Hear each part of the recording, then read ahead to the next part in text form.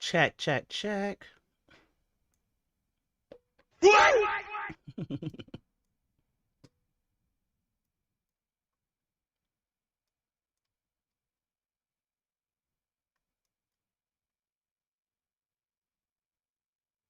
Clarence, Clarence. A lot of people want me to be who they think I should be.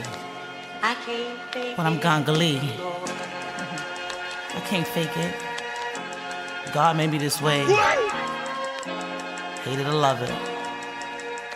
Gangali. From rock bottom to cutting ribbons with scissors, man. Type of chick have your kids rock out the minivan. Have Alexa request Ganga guarantee your jam. They call my bluff, but they don't really wanna see my hand. Cage match or street brawl, yo, let me loose. Give me the bag, I want it all, yo, who got the juice? Many judge and criticize me from afar, but can't begin to put the work in of a star. Wanna say who I am, tell me who you are. Instagram request my man so you can star. But he don't post shit, so you in the dark. I say he don't post shit, so you in the dark. For many years I've been my own worst enemy. At this point in life I give a fuck what you think of me.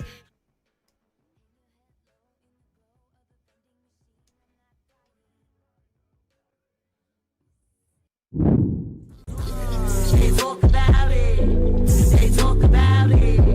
They talk about it. They talk about it. Welcome, welcome, guys. Happy Saturday. Can you see me? Hello, hello. Let me hop in over here. Okay. It's trying to act up on this side. Let me see if I can get the chat over here. Okay, yay. I see you all, guys. E-kisses. Happy Saturday. Let me see who's in here. Hi, Dollar Fat, Diamond, Love to Cali. Is it Shani? Hi, Chrissy Tony, Miss Lindsay, Soy Incognita, Tatiana. E-kisses to you all. E-kisses to you all. Happy Saturday. Welcome back to She Could Talk, the podcast, the live edition that we do every weekend. Hey, and I am Gangali, your host, and that is Gangalee on all streaming platforms if you want to check out my music. For example, that song that just played, Can't Fake It, E-Kisses. That's literally the name of that song. Can't Fake It by myself, and I thought it was appropriate because of the topic at hand this evening, right? So we're going to be deep diving. We're going to be doing a week in review or a week in rewind. What did I miss? What did we miss, right? So I've been in the trenches all over the place, and I feel like I've been missing a lot, right? So I've seen that, for example, Joe Budden did an interview, well, not an interview, but he gave his reaction to the fight. Yes, so we'll be covering that tonight. She did another interview with a podcast called It's Up Podcast. I think it's like a boxing podcast. She said some interesting things up there. We'll be getting into that. Plus, she did a live and delete. Guys, let me tell y'all. I was in that live. The live and delete, it was around 2:30 in the afternoon Eastern Standard Time when it popped up for me. And I was over here like, oh my God, what's Claressa talking about? I really want to take a nap. And I was watching it. And she was in the restaurant eating pho. She had like a big party bowl of pho in front of her. And like the chat was just like loving her. It was a bunch of glazing going on. Like, her paid, supporters, if you will, allegedly. So I was like, I'm getting out of here. So as soon as I got out of there, the madness commenced. So we'll be getting into a little bit of that too tonight. So buckle up, buttercups. Plus, I like to laugh. I like to have a little jokes. And I'm not saying we're laughing at this person in particular, but I think this person in particular is just a funny person. They have a great personality. So I will be bringing some special Tia Kemp at the end of this show, guys. So stay tuned. Stay with me, okay? So without further ado, let's get into it. Oh, also, as you can see up here on my screen, I do have some Laila in here. That's actually who we're going to start out with, Laila Ali. Laila Ali did an interview this week, which I thought was interesting. An excerpt of it popped up in my algorithm, and I was like, Good job. I'm gonna go ahead have to circle back and add this to my weekend review for you all in case you didn't see it. So let's start there. Let's start with Laila Ali and her interview that she did this week. Hi, Slay Queen. Let me give you kisses. Purple, that's it. Hey, everybody is coming in. Lady D 0856. Let me give you kisses. Shout out to you all in here on a Saturday. You could have chose to be anywhere in this world, but you're here with me. So thank you all, and thank you for joining the conversation. Do remember, please, to hit the like button. If you haven't subscribed, please hit the subscribe button as well. Kisses to you all. I'm happy you all here, period, point blank. So let's get into it. Without further ado, we're going to start out with Laila. She said something that was interesting, and I feel like some things can definitely resonate for more than one person or more than one scenario, if you will. So let's hear what Laila says, and let's react to it, shall we? So you know me. We're going to get into this live stream on Saturday. Oh my gosh, I feel so hyped. This is like, what, the 7th or 8th one? I'm going to stop counting eventually, but we're here, guys, and I'm happy that you're all here with me. So let's get into it without further ado. Let's see here. I always want to encourage people to find that thing, that spark in them, not try to be like anyone else. I didn't try to be like my father, even though people try to encourage me to. Are you going to do the rope-a-dope? Are you going to call out rounds? Those are things my father did in his career. And I was like, no, I'm not Muhammad Ali. I'm Laila Ali. Interesting. And one of the things people see when they look at me is the confidence and the strength. And I try to be honest about a lot of my own weaknesses because we all have them. And being Muhammad Ali's daughter, knowing how many people respect and look up to my father, but I still know his weaknesses and his imperfections, and there are so many. And it really skewed. I mean, it changed my view of people in the world. I always, at this point, and I'm going to go back really quickly here. Did you hear what she said? She said a lot of people expected her to, image herself after her father. His style of boxing, his style of, talking trash or whatever. And she was like, I'm Laila. I'm not, Muhammad. That's my dad. Yes. I respect him. Yes. But I do my own thing. And she said, we all have our own differences. And I'm going to go back just a little. I didn't mean to go back too far, that far. But let's see here. She said, we all have our own differences, but it's okay to acknowledge your flaws, right? But just be the best that you want to be. You don't have to copy anyone else's style. I think this was very significant. Let's get back into it really quickly. I always want to encourage people to find that thing, that spark in them, not try to be like anyone else. I didn't try to be like my father, even though people try to encourage me to. Are you going to do the rope-a-dope? Are you going to call out rounds? Those are things my father did in his career. And I was like, no, I'm not Muhammad Ali. I'm Laila Ali. Interesting. And one of the things people see when they look at me is the confidence and the strength. And I try to be honest about a lot of my own weaknesses because we all have them. And being Muhammad Ali's daughter, knowing how many people respect and look up to my father, but I still know his weaknesses and his imperfections, and there were so many. And it really skewed. I mean, it changed my view of people in the world. I always, at this point, I just think, you heard what she said. She said she knows her dad with all of his imperfections and all of, we're human. No one's perfect, right? And it changed her perception of the world because everyone looked at him like he was the greatest of all time, but he wasn't a perfect man, right? And we all have to be ourselves. Round of applause. How did y'all feel about that? And I agree, homebody, the face card never declines, right? Round of applause. But the key thing that I picked up there was it's best to be yourself, right? Even if you come from greatness, you still have to find your own way. So I think that message, she posted that earlier this week. It was an excerpt from her interview, but I think the message resonates, not just, with us who are fans of her, but I think she also still tries to send messages to the other side, the GWAT side. Yeah. So let me see here. Yeah, and I agree. I do love that. Like, she found her own style. She found her own way. And technically, even though she is Muhammad Ali's daughter, she found her own way and made her own name for herself without attaching. Well, she definitely is an Ali, right? She can't deny that. But she didn't attach herself to his success. She forged her own success. I hope I'm making sense there. And so I want to give her a round of applause on that one. Good evening, Barbara McCray. Let me give you an E-kisses. Happy Saturday, Denise. Yes, we are in here, guys. Talkers, E-kisses, and give you all a round of applause. We are in here, and I'm happy that you guys voted an earlier time. I'll put it like that. Let me hit you with a laugh, Joe. I'm happy that we all voted for an earlier time because we might be in here a minute. We might, but tonight. Right now, as we speak, the guy on my screen, Rollie Romero, is fighting Teofimo Lopez on the Zone. A lot of people see this up here, DAZN. You see it right over here where my mouse is? They see that and they say DAZN.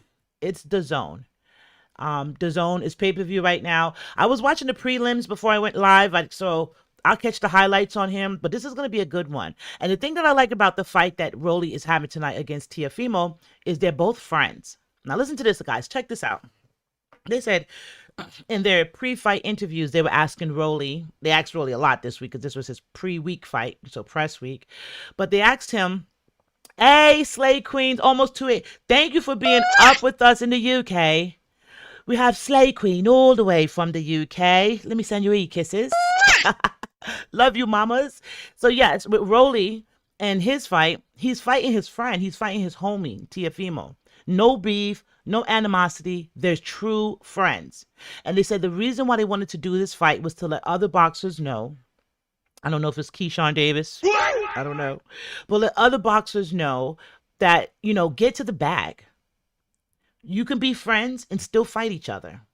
You know what I'm saying? And still kind of win. Saying like, it's like, I think it's 2 belts up between the two of them tonight. You guys keep me honest. But I think between Teofimo and Rollie, it's like 2 belts between them. These are 2 homeboys. They're like really good friends. They're going up to fight, and then one's going to leave with the belt. Hey, Kelly Bella, let me give you E-kisses. Deserving more, let me give you E-kisses. Y'all coming in. Yes, my talkers are coming in. I'm happy to see you all. But yeah, 2 friends fighting, no animosity, no beef, no anger towards each other. A lot of trash talking for sure because it is boxing, so it's good trash talking all week. Hey, thank you, Miss McCray. So happy you do my live. Yeah, so my goal is, let me hit you with a heart there and hit you with a heart there. My goal is to do them on the weekends. The more support, the more come through. I want to be here as long as I can and as often as I can. But I'm trying, because we're all over the place. So I'm trying to find happy mediums for us to meet. How many of you, show me a raise of hands. How many of you were in the live with me last week when I was in here till like 4 a.m. Eastern Standard Time? Who was in here with me last week? I was wilding. It was fun. It was super fun. I had so much fun. And I didn't even think that, I actually said if it doesn't, seem active, I'll hop off and then try again later on, as it, day goes on. But people just started coming in to the point that I had to cut it at 4 a.m. I was like, all right, it's a lot of people in here and I got to go to bed. But if you were in here with me, I want to say you all E-kisses. I'm just playing around with it and trying to find happy mediums of when and where, But let's get back to Rollie real quick. So Rollie is one of the other people that Claressa has an obsession with, right? We already know that. I covered it a couple of months ago when she was saying she could beat Rollie up again, and she constantly does say when she was, ramping up for her Franchon Cruz fight. She's, put her rhetoric, I could beat up Rollie, blah, blah, blah. Rollie didn't really answer her that time. And I was like, I hope Rollie does not take up the fight. Tatiana, you was in there with me. Chrissy was, yes, E-kisses. Yes, we had fun last week when we recapped the fight immediately. And I was like, oh my God, I don't know who's going to be in here with me, but we were in here and we was rocking and rolling. Now, with Rollie, they asked him about Claressa. That's like the elephant in his room. Every time he goes somewhere, he tries to not entertain the questions. He tries not to entertain her banter around, she could beat him up, etc. But listen to what Rollie said this week, and we're going to react to this, right? And Rollie is fighting right now, so shout out to Rollie. Send him, some E-kisses out there because it's him and Teofimo Lopez going at it as we speak, right? I don't know if they're actually up yet because I was watching the prelims, but they're fighting tonight. So send them some love out there. But let's get into Rollie real quick. She still has a crush on me. Hey, Denise. She is in love with me. I don't know why. Let's go back. At this point. Let's go back. Let's look at Rollie's face and let's listen to what he says. I just think Claressa still has a crush on me. She is in love with me. I don't know why. I mean, I know why she's in love with me because I'm good looking, but like, I don't know why she, like with like the girls, like when you're on the playground, like they want to hit you. Oh, it's good, it's like that. But I want to go off and I want to really say this truly about Claressa real quick. This is what's the problem with women's boxing right now. Listen to him. You're confusing the whole. You're like, instead of calling out a woman because there's only 3 people in her weight class, the self-proclaimed GOAT only has 3 people in her weight class. Like, bro, go do that stuff at 30 or 26 or whatever, where there's actual activity, But regardless, right? Back to that, right? That's that duck Instead sauce. of going over there and being like, I'm gonna fight this girl and all this stuff, right? You're confusing the sport even more by telling everyone that you're gonna fight men, and now they just see you as just delusional, and it's kind of destroying the sport as a whole for women, because in no possible world a woman that has estrogen is going to beat a man that's muscle dense with testosterone. At this point, Let me give Rollie a round of applause. And I'm with you, Purple. I am with you. I would have hit the buzzer on him if it was something incorrect, all right? But no, he was spot on from the beginning to end. I said it a couple of months ago when she was talking about she could beat up Rollie and was telling everybody she could beat up Rollie. I said, I have a feeling she likes Rollie. Notice all the guys that because it was another one, I can't think right now, but they all kind of have the same phenotype, light skinned, pretty hair, those type of, I don't know if they're mixed or Spanish or whatever, but she has a type, and her type, I guess, doesn't like her. I don't know. But it's a couple of guys that she's always saying she wants to fight. And if you look at them, they all have the same, they can fit the description of Rollie. Light skin, curly hair, good looking. They all the same, but she wants to beat them up. She wants to beat them up. And like he said, it reminds you of elementary school where the boy you like, you hit him, tag, you're it. Freeze tag, you always want to tag the guy you like. You know what I'm saying? That's what it's given. But how old are we? Who's your old boyfriend? How old are we? Okay, let me look at some of these comments here.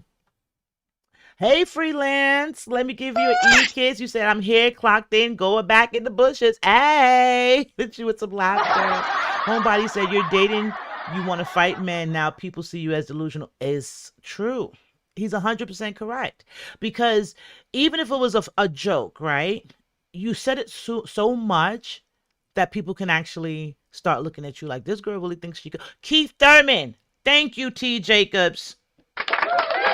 You are calibrated with me. Let me look at the camera. You are calibrated with me.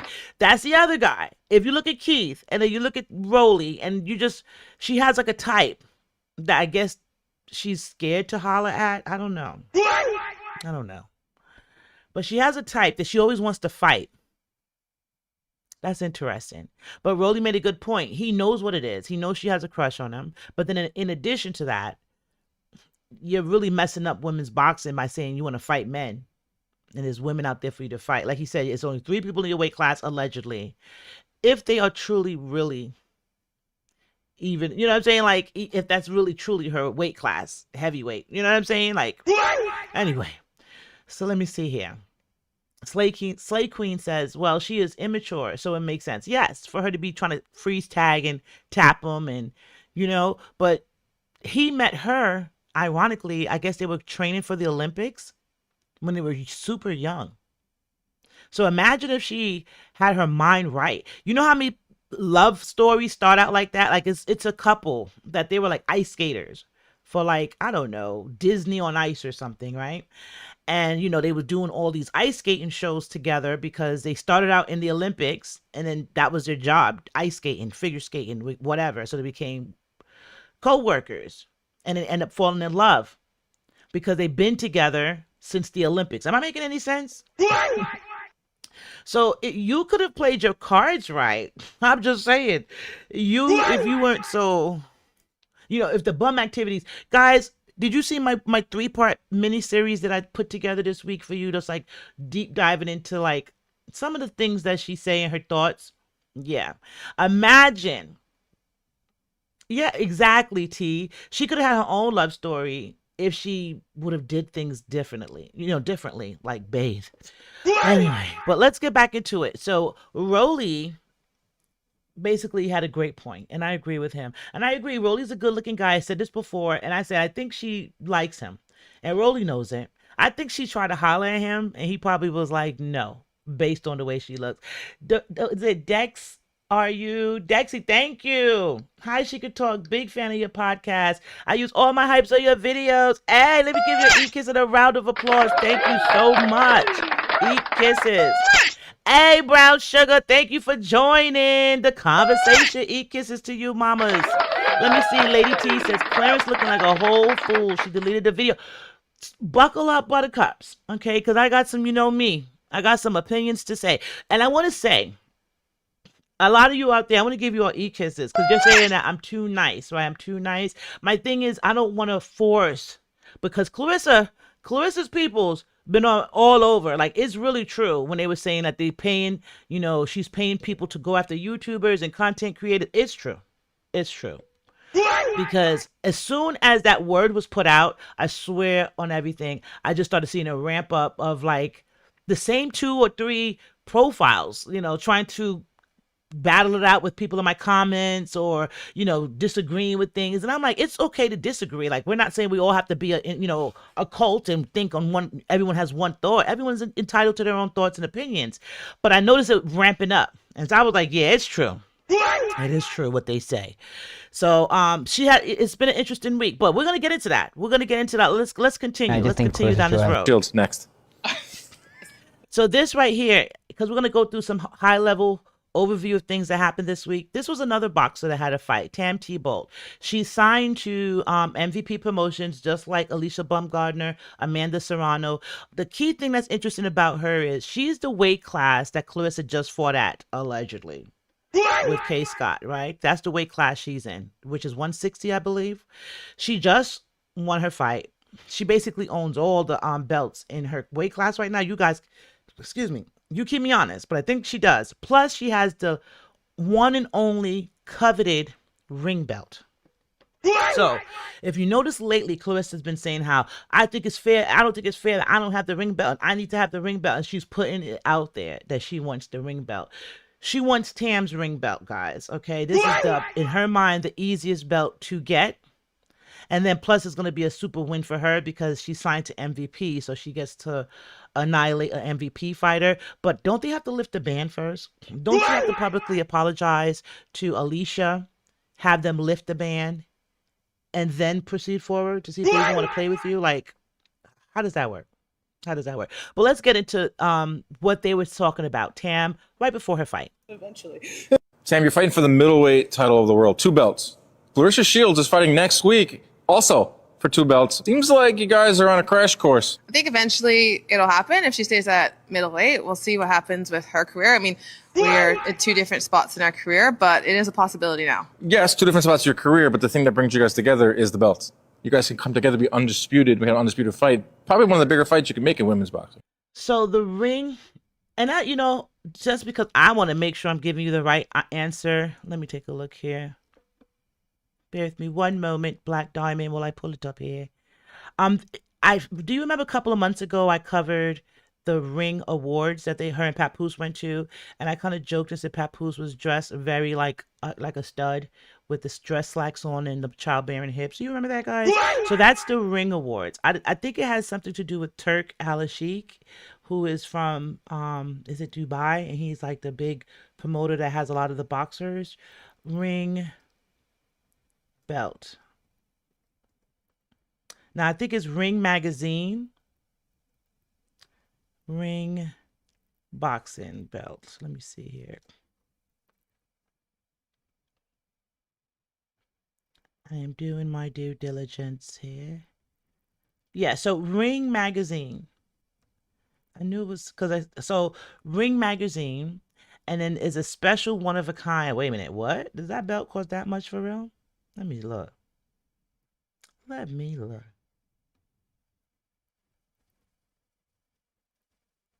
So something just popped up that said the ring belt is $188,000. Is that true? Is that true? That would make sense. I don't think she should get that belt because we know where that's going to end up. Pawn shop. But Ring Magazine. So if you look up Ring Magazine, because they went to the award show earlier this year, and then they have their own belt because they're dedicated to boxing. They highlight all things boxing. So they have a award show for the boxers, and then they have their own belt, which is like one per weight class, I think. And yeah, so it's like the best of the best is going to get that belt from that weight class. And it looks like right now, the young lady on the screen, Tam, has like a 5. It's only one ring belt, but whatever's in that with her weight class right now, she has like 5 belts plus the ring belt, right? So she's no joke. But some people still say, like, as far as her career wise, she has like about 7 or 8 fights, like Kay Scott, or maybe even less, right? So if she has like 5 fights, she cleared all 5 of those belts, right? So, and plus got the ring belt. So Clarissa's looking at her. Claressa wants to fight her. Black Diamond said, if it costs a cute coin, she better hide it from Pomp. You already know. You already know. Yes, deserving more. So Kay Scott's belt, she did give it back to her. And also with Franchon didn't lose any of her belts when she fought Claressa in February because she went up to heavyweight to fight her, leaving her belts safe at her weight, which is middleweight or super middleweight. You guys keep me honest. But so yeah, so it's all a show. It's a dog and pony show. It's a dog and pony show. But this girl really came out the mud, Tam. She came out the mud, got her belts. It was one of the MVP fights. I don't know if you remember. I think it was one of the Amanda Serrano. It was like one of the big fights for the girls recently. And she was supposed to fight. And something happened to her opponent at the last minute. They didn't make weight or something. So she ended up hosting that night. And she did such a great job. Hey, life is beautiful. Thank you. Let me give you an e-kiss and a round of applause. It says deep dive on Rollie. Yes. I can definitely do that for you. Because it is interesting where they met. So we could definitely do that. I can do that for you for sure. So now with Tam, when I first was introduced to this young lady, she was hosting it was like Netflix or something, or ESPN. I want to say it was ESPN, their first ESPN boxing match for the women. And her match fell through because the opponent didn't make weight. So they was like, we'll have you hosting. And she did a great job. And I was like, she's not the host. And they was like, no, she's a boxer. And I was like, wow, she can do both. Am I making sense? So definitely someone on Claressa's radar, Tam. So listen to so now they're egging her on. Like, you're going to fight Claressa. Yeah, definitely. Definitely down the line. She won it. Fight. Eventually, yeah. Okay, there you go. Breaking news. Tam Tebow, Claressa Shields, next. Middleweight title of the world. 2 belt. He's like, what? Hi, I'm Tam, the uniform. Orlando Brown, I try not to tap too I was trying to grab her. You see her eye? Because after her fight, she won her fight, but it was a bloody, brutal fight. So shout out to Tam Tebow. But her eye was black. She had a black eye and a busted lip. It was a tough fight. And that's what I'm saying. When you see these girls win, lose, or draw, when they're fighting, they're really coming out. Like, they're really slugging it out. And some people could say, oh, it's because Claressa's so fast, we don't see that.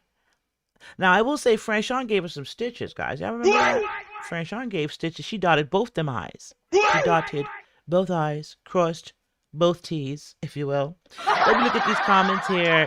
Yes, they will give CS her own personalized belt. You know, she'll probably go on Temu and create one. Let me get you with the laughter there. Let's see here. Freelance said, baby, they said she was playing spin the bottle down to the Olympic Training Center. Oh. Freelance. My IG is She Can Talk Podcast on Instagram. Go on and DM me, mamas. If you need to follow me, I follow you back. Just go on and DM me, mamas. Or whatever you got on now so we can deep dive. And I'm going to look into that for real. Because I do remember it was a lot of trash talking in the car when it was out somewhere like in the Midwest for boxing camp for the Olympics. And he was in the backseat of the car. And she was just being all like aggressively loud with him. And I said, it started then. Whatever they had, tension between them, it goes back to the Olympic boxing training camp. Yes.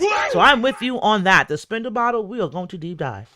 We are going to deep dive. Hey, Nikki, am I missing anything else? Tasha. Hey, Tasha. Do I say it like that? I'm trying to, throw my New York in there. Is it Tasha? Tasha. Mela. Hey, Mela. Everyone is coming in. Hey, it's Saturday. So as you can see on my screen right here, because YouTube, I love you. Talkers, I love you. We're going to get into a segment of we're going to be more so listening to what's being said and reacting to it. So this week, Joe Budden and his podcast crew, as you can see on the screen with me, they were talking briefly about the fight with Claressa Shields, and they were reacting to just overall the production of it, the spectacle, etc., right?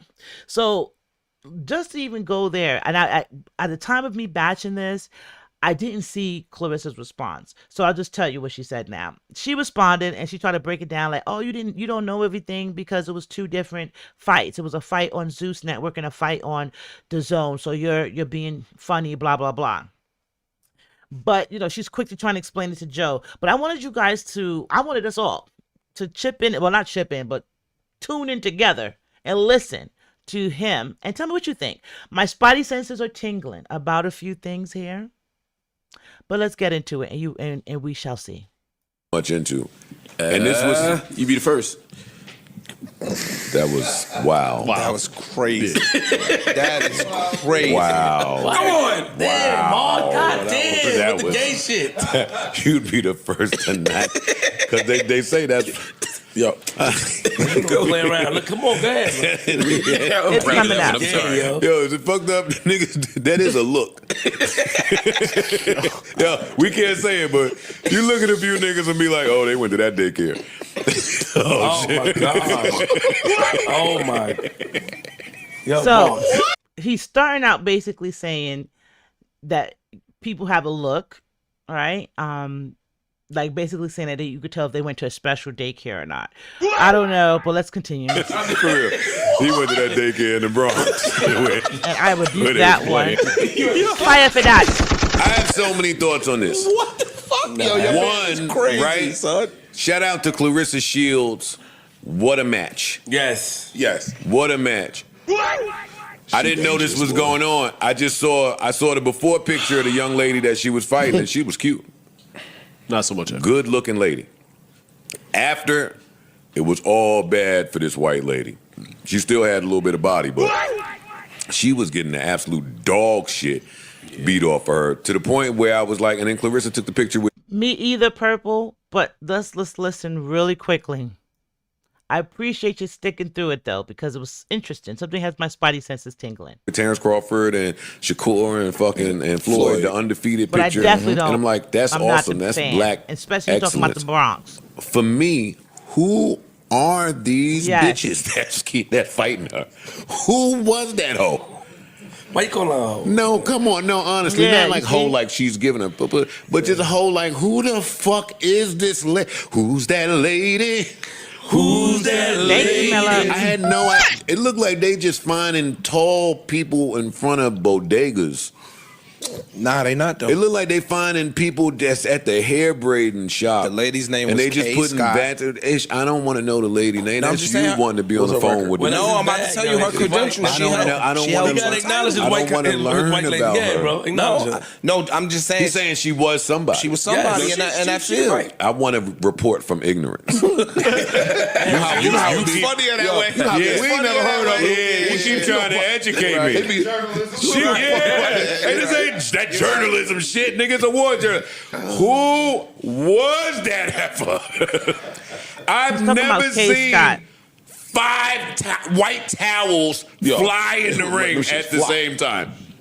Stop. What was it? It was three of them, right?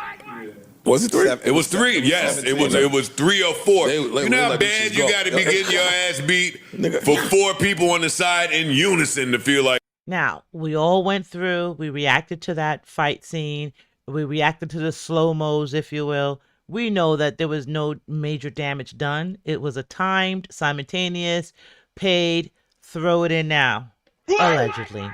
But we're almost there. We're almost where we're gonna be. Where I want us to get to. All right, you've had enough. Can they find Claressa Shields like some fucking Tough.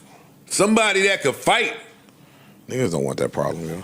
She's And she's really her on the fighting tip. She's an Olympic boxer. Yeah, niggas don't want that problem. Yeah. Seeing her and Pap with the matching outfits. No comment. My girl gonna say that to me. When I You heard him? He said, CPAP with the matching outfits, no comment. And then somebody in the background was like, my girl said that to me too. And they started laughing. Hey, Sess, 8710, give you kisses and a round of applause. Welcome to the chat. I hope you are all stepping on the like button, sharing it. Tell a friend, tell them to come on in. It is a Saturday night live, and we up in here. Let's get back to it. Your girl said it. My problem with this is I don't really understand who threw this. I don't know who threw this event. I don't know. Was it Zeus? When I look around, Claressa Shields is a real fighter. Mm-hmm. She's really her. Nothing I'm saying is about her, really. Right. But I'm trying to understand the business of it. When they pan, and I'm a casual boxing person, so if Michael Buffer ain't there, there's certain things I need to be there for me to understand that this is a real fight. Mm-hmm. So they kept panning the camera in the audience, and half the time, it looked like a real fight. I'd see fighters and celebrities. Mm-hmm. And then the other half of the time, they kept showing me Atlanta's homeless population.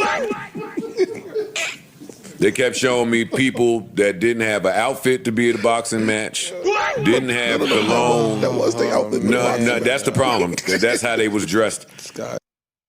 Hit that pause and hit you with a what? How did that make you feel when you heard all that? Hey, Dollar Fat, thank you for the floating hearts and the e-kisses. Kelly Belly, thank you for the stars, e-kisses, and round of applause. How did that make you? Did your spidey senses tingle with that one? He said he looks for certain things to make him know it's a real boxing match, right? A certain announcer, certain people in the crowd. He said half of the time you pan to the left, you're seeing celebrities and boxers, and he's like, okay, it's a real fight. The other half he pans to, and it's Atlanta's homeless people. Now, I don't know how true this is or not, okay? But do you remember back during, and I hate to go here, but during election time, right? They were saying how some of the election situations, especially in the Atlanta area, they were saying, hey, I got an uncle alert. Who sent that uncle alert? Is that Life is Beautiful? Let me get you the e-kiss and a round of applause. But I was hearing that there was, like at some political rallies, they were busing in homeless people. Do y'all remember that? They were busing in homeless people to make it look like a lot of people were in the crowd. And they were giving them sandwiches or something for their troubles. Busing them in or whatever. As soon as he said that, it reminded me of that story. And I know that there was people out there on TikTok that was giving out tickets. So they could have easily given it to homeless people, right? And be like, come on in there, it's gonna be food, you get to be inside a warm area, you get to see a boxing match for free, come through. But I'm saying, I don't know how true it is, but this is, around election time, those are the stories and the rumors that they were saying, right? And to hear Joe Budden say this, that's what it reminded me of. And I was like, did they do that? Did she do that? They say, yeah, in the ring that way, she better chill. Let's see here. What am I missing in the chat? What am I missing? Yeah, they was giving them away at the gas station, Purple. See what I'm saying? You see what I'm saying? So if you're giving away at the gas station, then yeah, I can see what Joe Budden is saying. Like anybody came through. And they probably did it the night of, because I remember when I was watching the fight, watching this, the commentators were talking. And one of them was like, yeah, if you still want to come down, one person was like, the tickets are sold out. But if you still want to come down, it's still tickets. Just come on down. Like, what? So how is it sold out if you could still come the night it's live right now, and you're telling me to still come down? Yeah, I agree with you. Life is Beautiful. And that's why I said, he's probably not high on my list, Joe Budden's, because for the most part, I think he can be a little knee-jerky, if you will. However, this is interesting. And let's continue, because we're not done with Joe yet. This is interesting. At the boxing match, it was people with blue tongues. They was eating candy right before they came. Like this shit, it looked like people that just shouldn't have been outside. Nevertheless, at a fucking put with a camera in front of them. So that I believe it, for a Shay Shay. That's casual what Joe is boxing saying. fan, you taking that as all right. I know Claressa Shields gets busy. But the production and the arena and the audience and everything that Let me surrounds. pause. Lisa. I hit you with a laughter. Lisa said, do you plan on doing a deep dive on Claressa on her rapping, her inability to rhyme to the beat that's playing? Let me tell you, I don't need, because I'm a real musician, I'm going to stick to what I plan to do. My goal is to add a segment here. I'm working on a couple of segments because I want to break out, God bless it. I'm not going to give you all my secrets yet, but I did mention that I'm going to do my part to support indie artists, right? And I am getting, shout out to you all, I'm getting, some emails and some music, already being submitted to me for this review. So it's going to be like maybe we might start out like on a live or whatever. I'm still trying to figure out my YouTube I love you guidelines, if you will. But my goal is I want to, kind of react to music, good music. I don't care if you got 10 views or 10 million views. If it's good, I want to, I want us to react to it. I want to share it with you all and be like a bridge in that regard, and get good music to the people. So no, I don't think I'm gonna be spending no time on Claressa and that stuff. In the capacity that I do spend it on in here, and it's so happy that you say that, Lisa. Just stick tuned, stick with me, buckle up, buttercups, because we haven't even gotten through the first layer of the cake yet on this episode. So we might have a little Claressa in here. Rapping, we might have a little in here, but my goal is I want to highlight more artists that deserve it, so let's get back to Bud real quick. Well, Joe Budden's Around her may be part of why she's not in the conversation the way she needs to be in the conversation. I think it's because she's so far out the conversation. Yes. She has used different methods than other people do because it's hard for women boxers. But there's a way for it to look. So she's working with Salida Promotions and Win Exactly. Records. So, which is like a combo Fat, of like, with you on Salida's that. like the boxing side, Win is the music side. So they're Okay, doing so then my problem is with the Salida side. Did they not have boxers to open up this boxing extravaganza? I think it's... Or did they do a deal with Zeus to put Natalie Nunn or some that's shit? part of it too. Zeus was That's part where of the it. money comes from. You hitting all the, you hitting Like all as the, a yeah. promoter, It's just what you it look got to like. be able to finance the event and all of that other shit. And if you're not getting financing coming from the traditional places, you got to look to other places. Bro, I just If spoke I have about the this. best fighter in the world, or damn near in the world right here, then think the money my should go? options should be open. Hold on. I should have more options for who I Not from get to the female sponsor this side. event. Not from the female They're side. going to have to get some Jake imitations. Paul just did that shit with Amanda Serrano. So it's us doing it our version. Jake Paul did it. He did it. Jake Paul. Amanda Why does it Serrano. always have to be our version? I'm not saying it like that. I'm not saying that we have to always be inclusive either. But why it just can't be this is Win Records Salida Promotions? We're doing it. I don't know. The our version makes it seem like this is for black people only. Just like when I reacted to Monique. And she was like, all these beautiful black women that was working for Claressa. I just watched Amanda Serrano's fight last night, and the most beautiful chocolate girls were ring girls. Did you see them girls? Hey, Miss Lindsay, let me give you a e-kisses and a round of applause.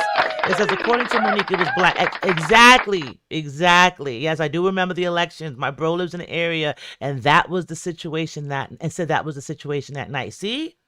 So maybe that's something that they do in that area. I don't know.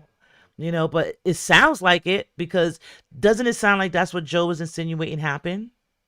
Like it's going to be filled up anyway, because we're going to get the homeless people in there.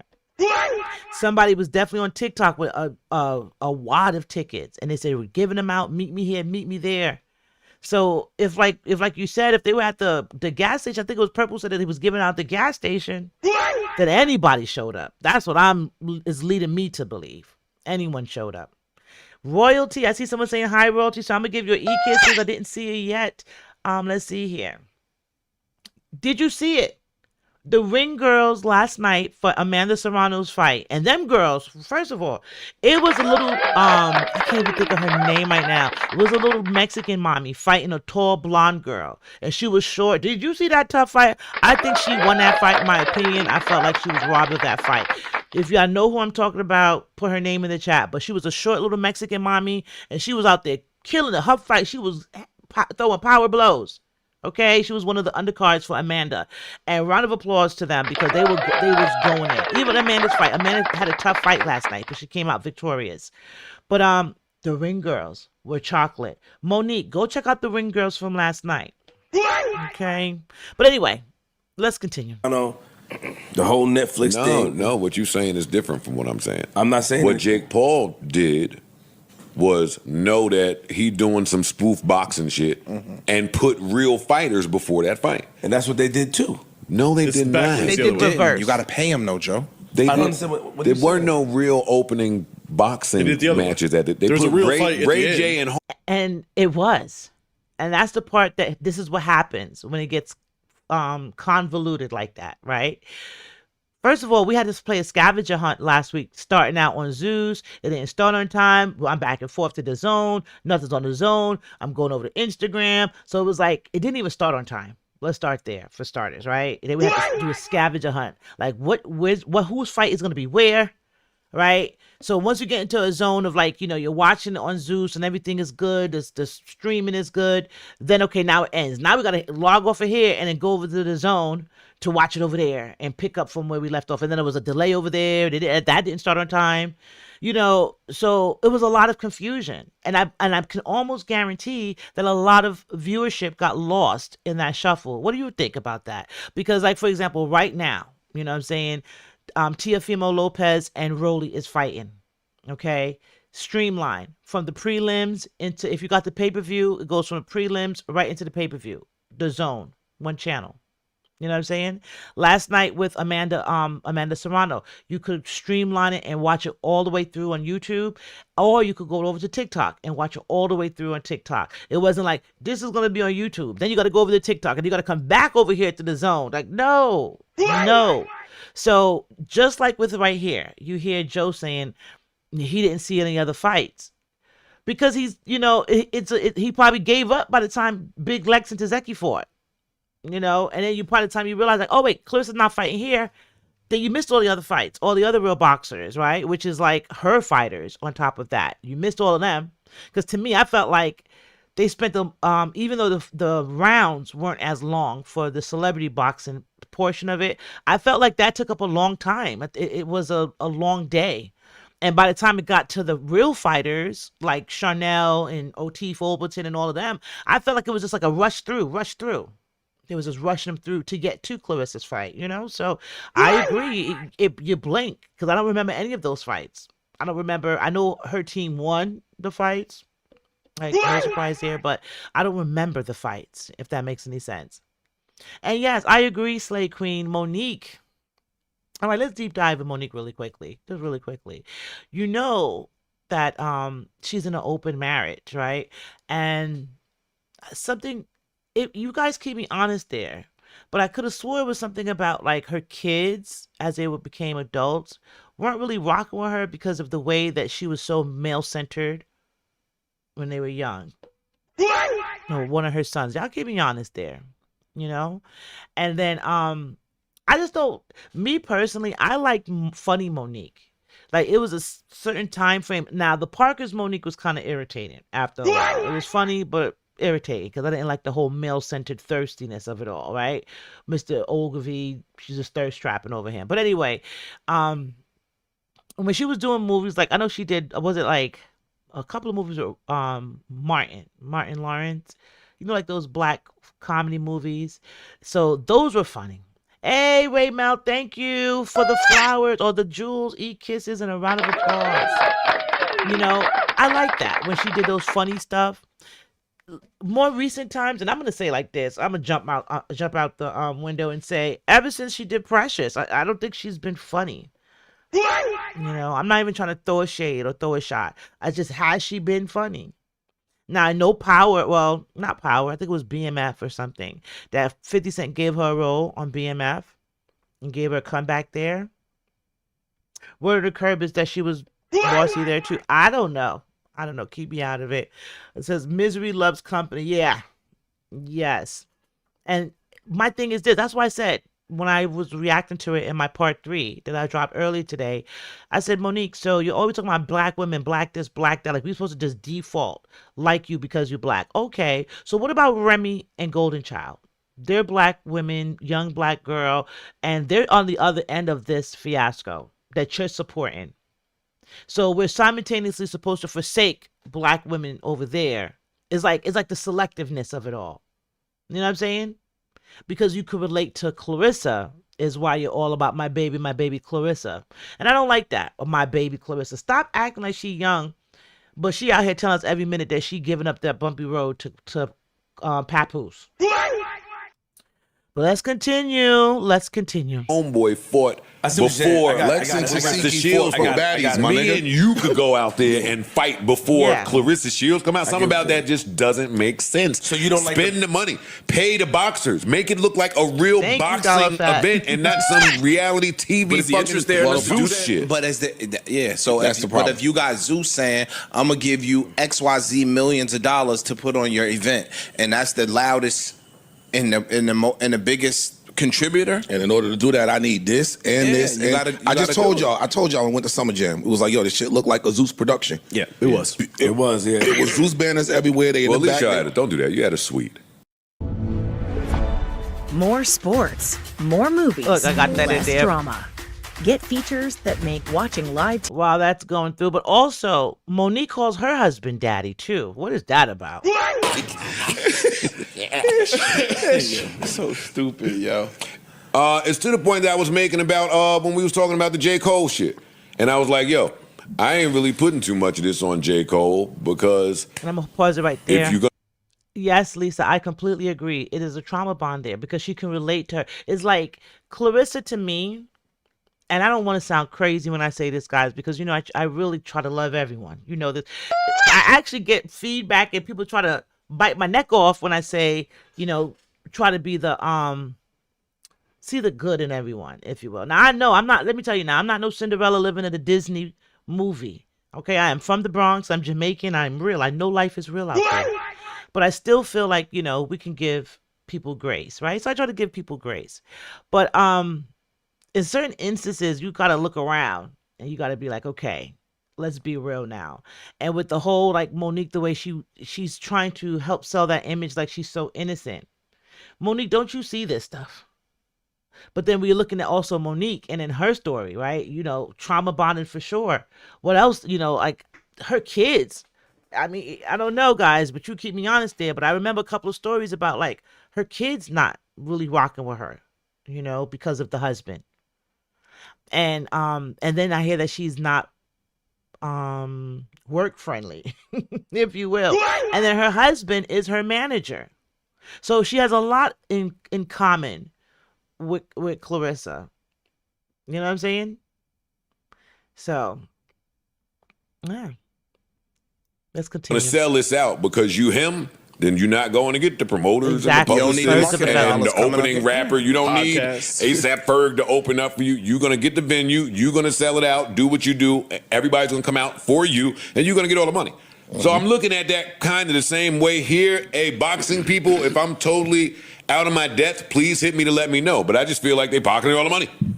And it looks like that, though. It does look like that. Do you hear what he said?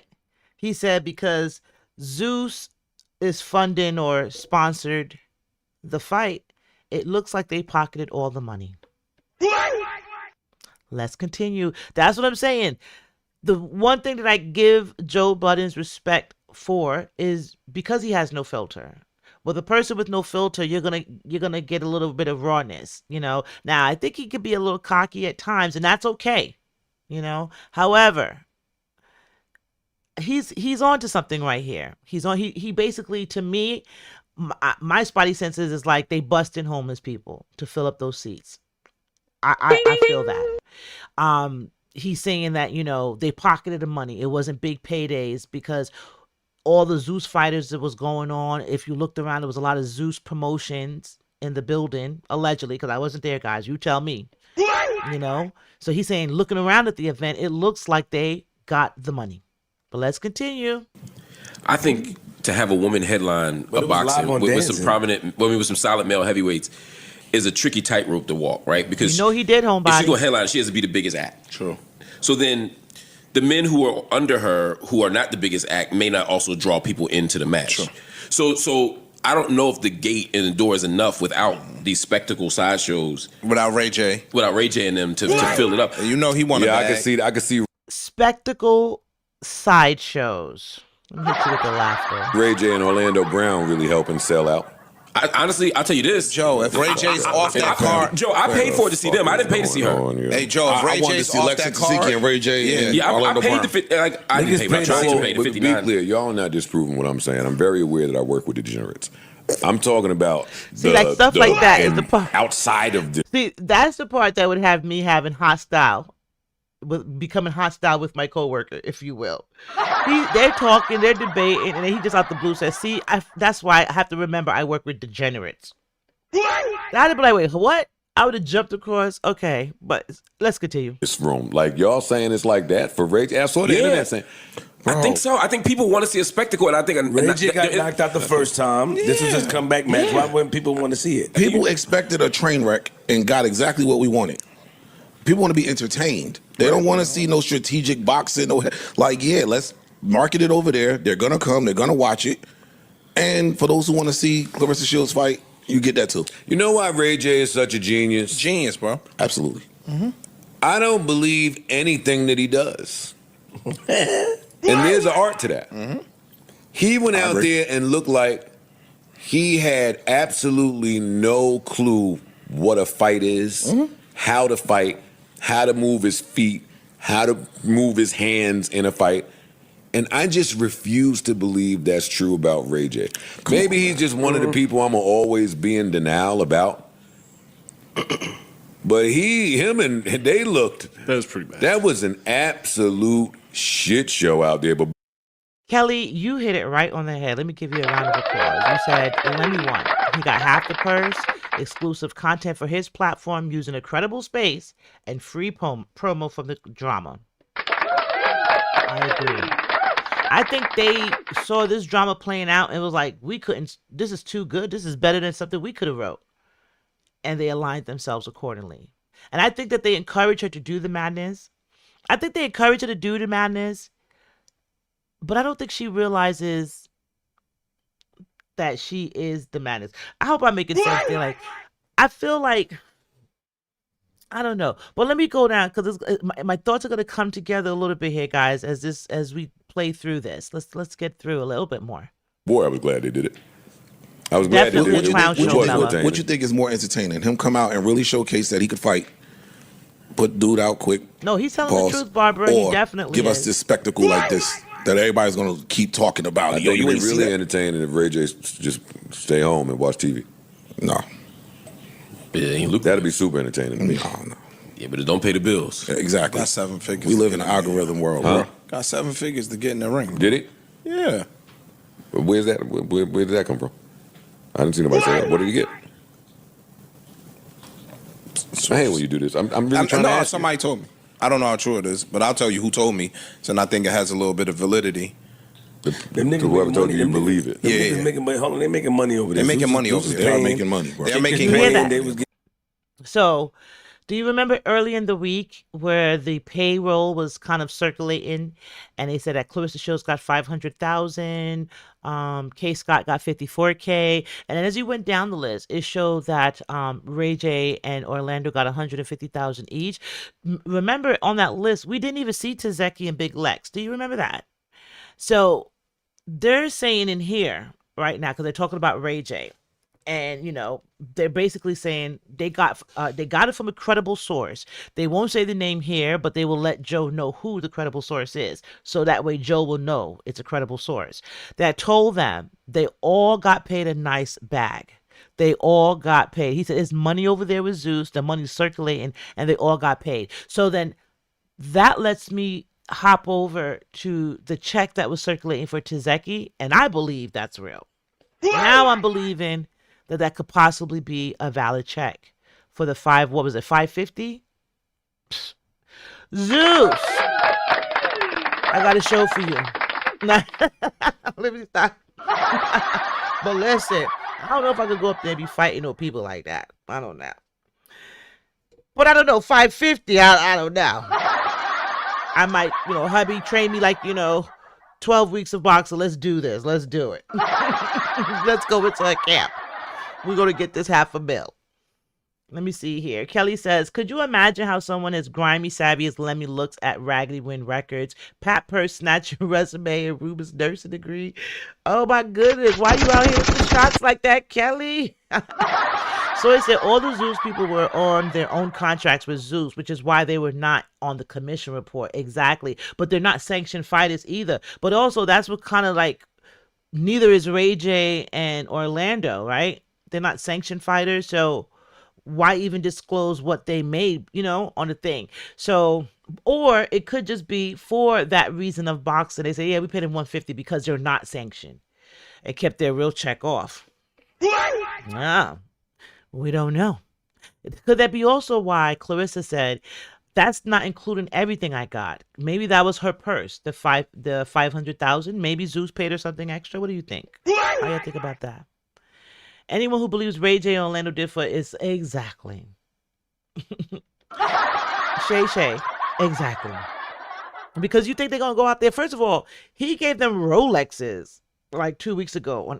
He gave AB, Dean the Great, and Ray J Rolexes on Adrian Broner's live. And when they was doing their 45-day locked-in-a-thon for, I don't know what they were training for, or still training for, but they're in that warehouse with the boxing gym and the ring and all that stuff.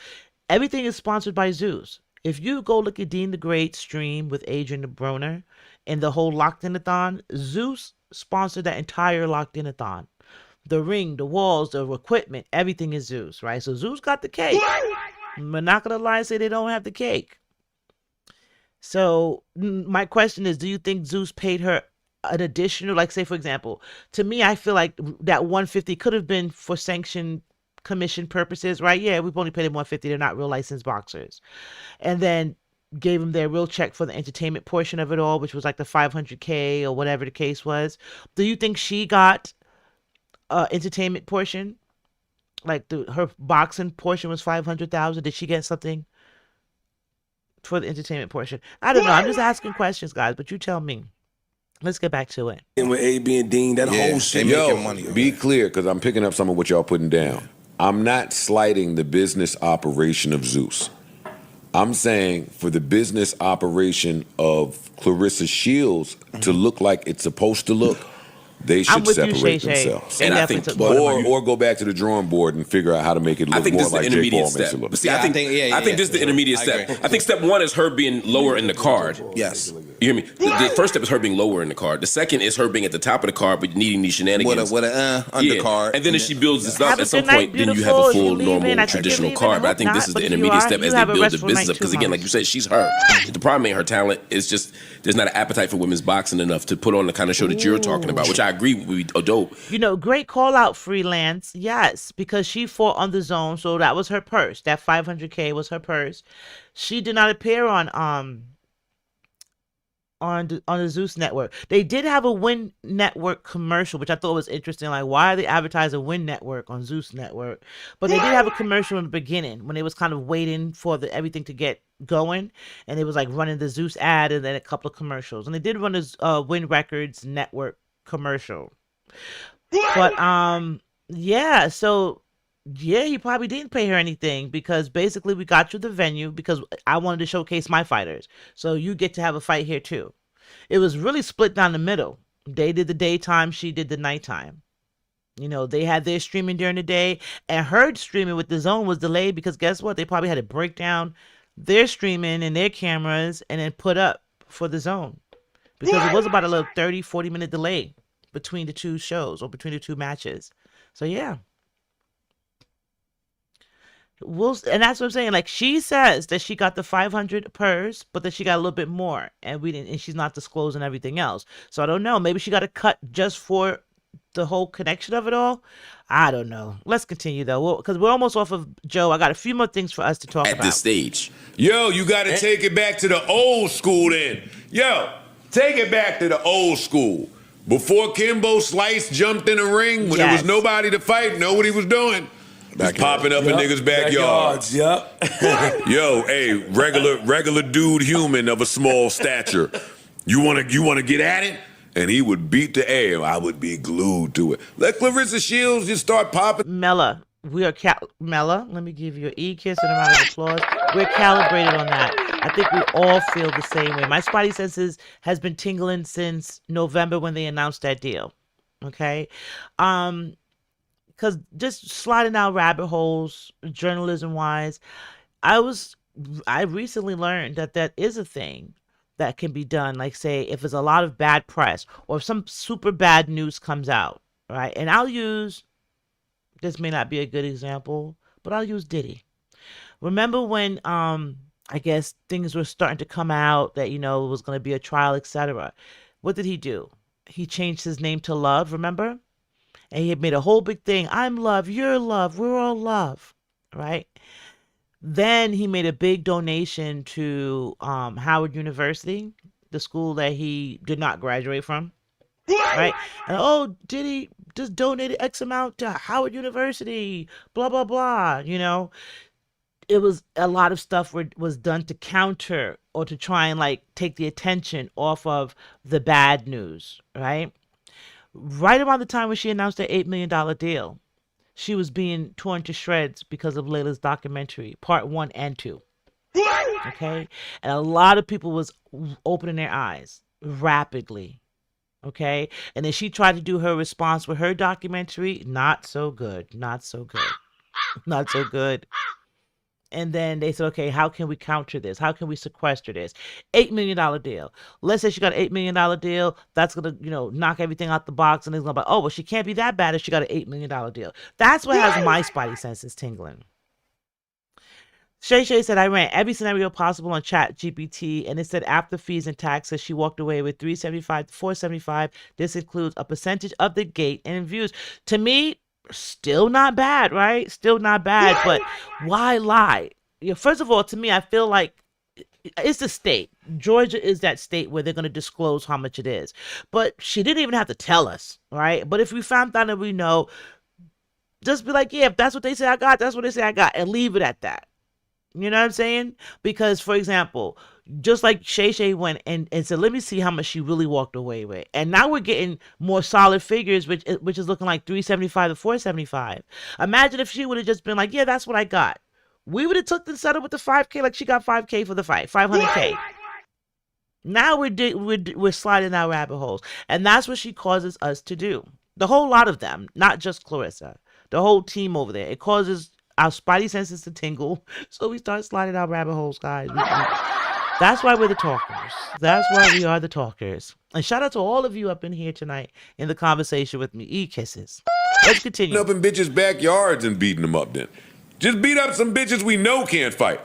Don't give me the illusion that there's about to be a fight when it ain't about to be no fight. Right. Like, I was watching that fight. I was like, yo, dog, ain't nobody gonna fight you, girl. Like, they gotta put you down. Listen to what he says. Let me go back a bit because I talked over him. He said, no one's trying to fight you at that weight class. Fight, right. Like, I was watching that fight. I was like, yo, dog, ain't nobody gonna fight you, girl. Like, they gotta do. That's probably how they ended up with her. They gotta put you down. Yo, they gotta, cause she be online. Yo, dog, nobody's fighting you, not a girl. No. Oh no. They not fighting. You be stupid. You would be dumb as hell to fight that lady. You be dumb. I'd like to see some of the UFC fighters, who have strong boxing backgrounds jump over. Even Cyborg. She don't want to fight I think Cyborg. those would be interesting fights. Very much so. Because I've seen Claressa do MMA. I'd like to see them. They see that would be a card that they could sell to some other boxing enthusiasts. Yeah. Do you think the look that is? Cause I'm understanding what you're saying. You're saying that, like, at least with Jake Paul, they invested, they made it look real. They put the people that's known in boxing and brought, because Zeus, whoever did it, because first it was live on Dancing 1, 2. Whoever did it, I mean, they had Floyd did. Kelly, let me tell you, I say like around her birthday time when she got the Chanel bags from Zeus and the birthday party and all that stuff. Definitely Zeus. Even the private party at the Airbnb, I give all that to Zeus. That outfit, that after party outfit with the genie skirt pants and the see-through wrestling top with the pasties, that was all Claressa. That was all Claressa. I forgot what store they said it came from. Some people say Akira. Some people say Alibaba. I don't know. But that was an all Claressa outfit. And I think what inspired her outfit was Remy had on a black outfit with the sides cut out that she went to an event recently. And that was her attempt at recreating that outfit with the sides out. And it's like, girl, I think she would have been better putting back on the little pleather alligator dress that she had on, matching Papoose. Why didn't you just go back to matching him and put your wig back on and throw your makeup back on? That was crazy. So I don't think Zeus paid for that party, for that outfit. It was a criminal offense. It was slave queen. And then on top of it, did you see the behind the scenes? I think it was my last live that I did, honestly. I had a scene where they were at the after party, the person that was filming, and they're sitting off to the side, like at a table or whatever, and they're filming Claressa and her crew on the dance floor. And it was about 3 bodyguards around them. The dance floor was empty. The place was not packed and jumping at all. And it was all of them gathered in the circle around, so the bodyguards were surrounding them in a circle, and it was about maybe a good 5 to 8 of them, and they all got their cameras up, every last one of them, and they're like, yeah, singing into the camera. Papoose and Claressa's in the middle, and someone's off to the side filming this, like, look at this shit. They didn't say that, but just the fact that they picked it up and started filming them off to the side, and you're really seeing the behind the scenes of how they look in the club, and the dance floor was empty, and it was just them. And I said when I actually reacted to that, I said, this right here lets me know how important social media is to them, because the place, instead of her enjoying the party and, mingling with whoever came to support her, which it didn't seem like it was a packed party. Her last party with Franchon Cruz, it seemed jumping, but then again, that was also in Detroit. So it seemed like she had more of an active party. This party, not so much. It was empty. They were in the middle of the dance floor trying to make it look lit. Somebody was off to the side filming them. And the vision I got instantly, I said, yeah, social media means a lot to them just by watching this. But that wasn't my last live. Yeah, she had no, but she had, I seen her in black. Yep, she had the green one on too for her birthday. Yes. And I see, I'm thinking the black one because of the color, right? But she had a gold belt around it, I think, too. So she said, I'm going to go on and get me some cutout skirts. I don't know. I thought it was slacks. I didn't know what was going on with that outfit. Well, you can't even figure out what it is the person has on. That's a problem. That's a problem with the outfit. I hope I'm making sense there. And let me get this going just in case, because we be in here a long time. Make sure I'm good. All right. There's Shakur there. They had everybody in. And Jansen is making moves. Yeah, they had everybody there. So are you talking about the optics of it, or are you just talking about making it a shit show by putting Ray J and them on that, leading up to the match? Because I'm trying to see, are you saying that how it looks on the screen? Are you saying it looks like some, for lack of a better term, like just some Bush League shit. It looks Bush League. As well as the undercards. I'm talking about the undercards. Oh, but you're not talking about the look. I hope so. That's what he's saying. He's talking about the technical aspect or all of it, besides the main event. Gotcha. Got it. The main event looks like a boxing main event. You saying it like Claressa Shields should never be on a card with Ray J and Orlando Brown? No. Hey. No matter what. If you want me to take it serious. Let's see what Shay's saying. If the celebs really supported her and this whole circus show, why didn't any of them show up to her after parties? Because, fun fact, I saw something earlier. Well, no, I think that that'd be more so related to say her doing interviews. So no, those people had incentives to go to the party, or go to the fight, because A, the tickets were free. B, they're gonna get that celebrity, being seen. And right now, anyone who kind of interacts with Claressa in a weird way, they're put in the algorithm.